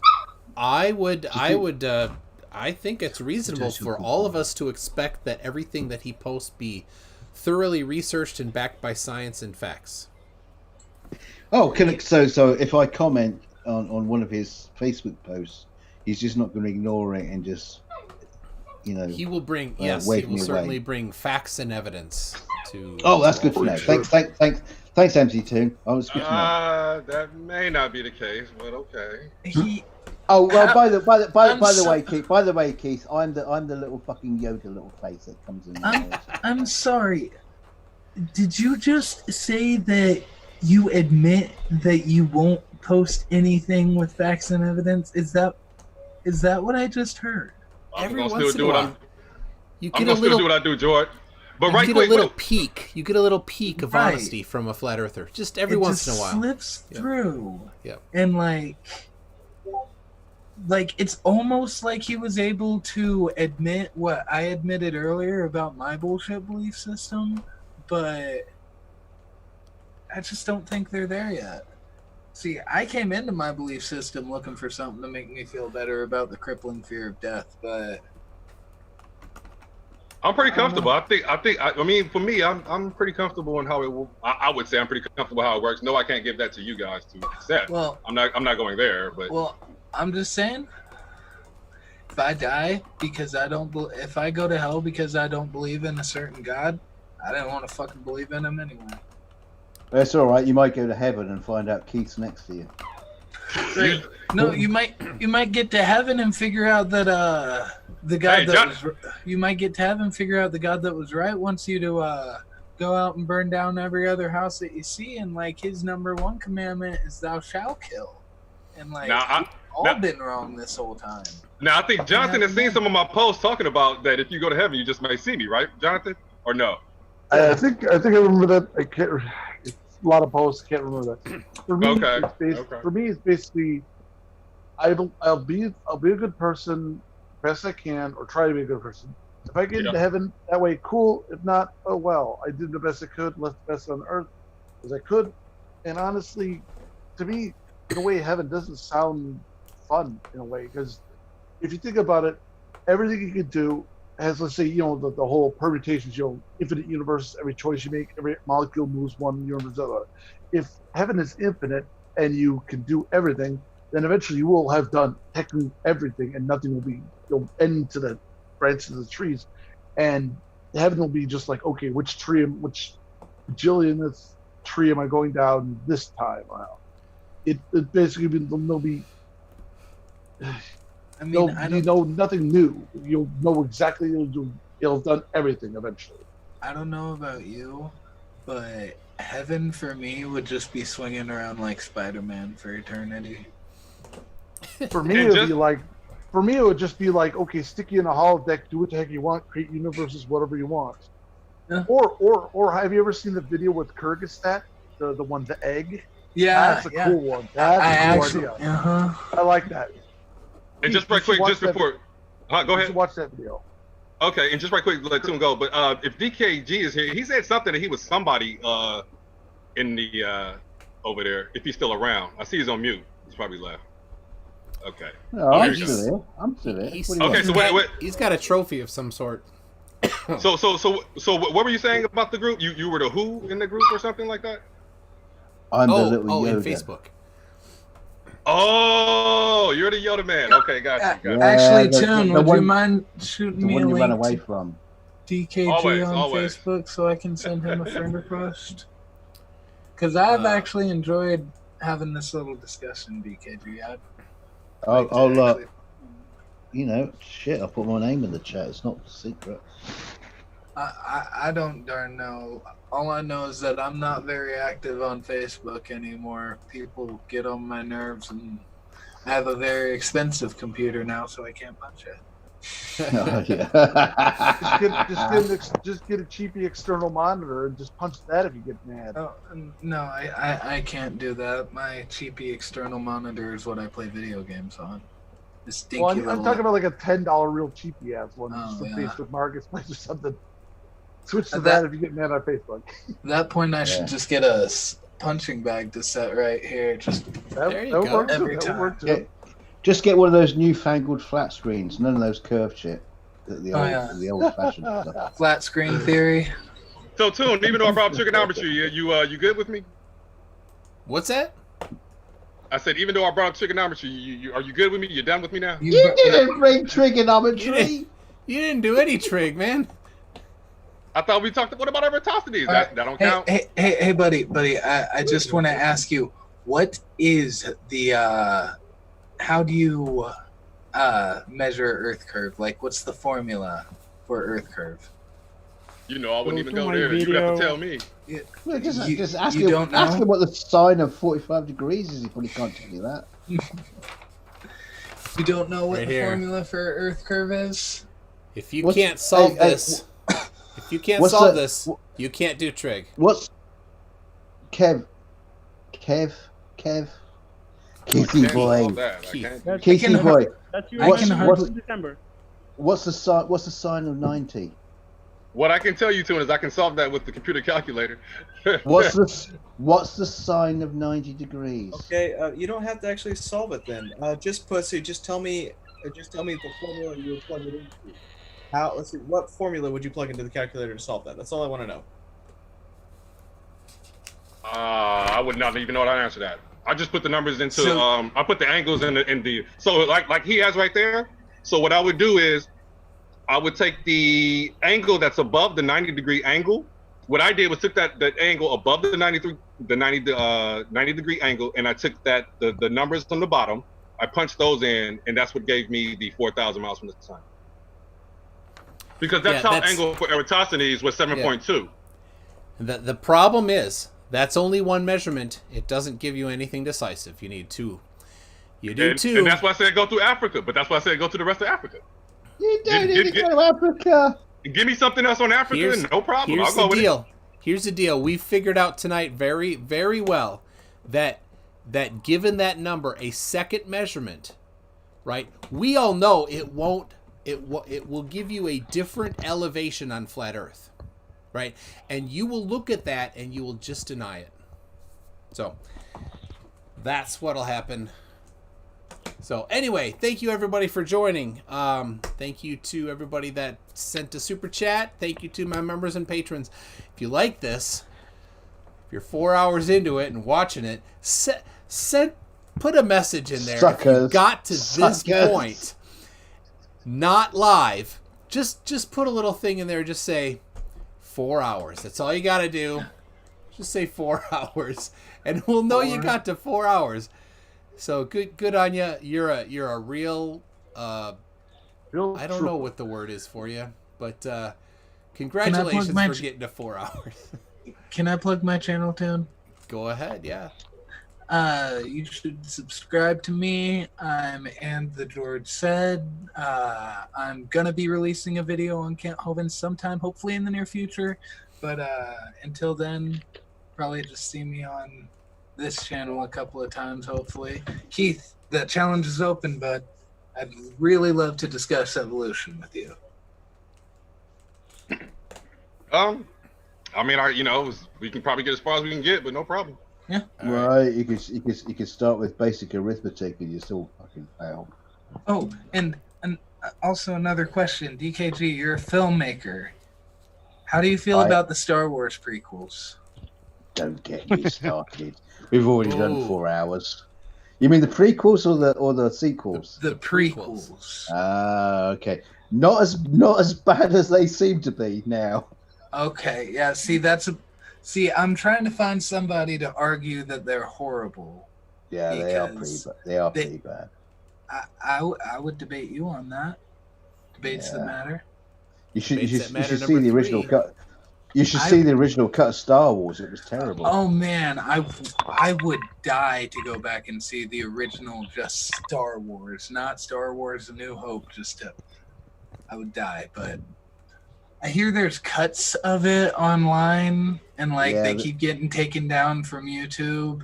Yeah, the original cut was terrible. Yeah, I bet, but I still want to see it just as It wasn't special though. Come on. No, Empire Strikes Back. That's classic. You cannot tell me otherwise. The holiday special is the best Star Wars episode. Oh God. I'm sorry. Yeah. I mean, I can't understand why they. I don't understand why they changed. I mean. Here we go for another 4 hours. No. Oh yeah, Toon's round two. Sign off. Save it for the next after party. Yeah. Yuuzhan 1 week from now. is so cool. I'm gonna just say Obi-Wan Kenobi, and that's it. Subscribe, Dan. The droid said. I'm out, guys. Right. Later. There you go. Yeah. The best thing to do is leave. The MC2 can.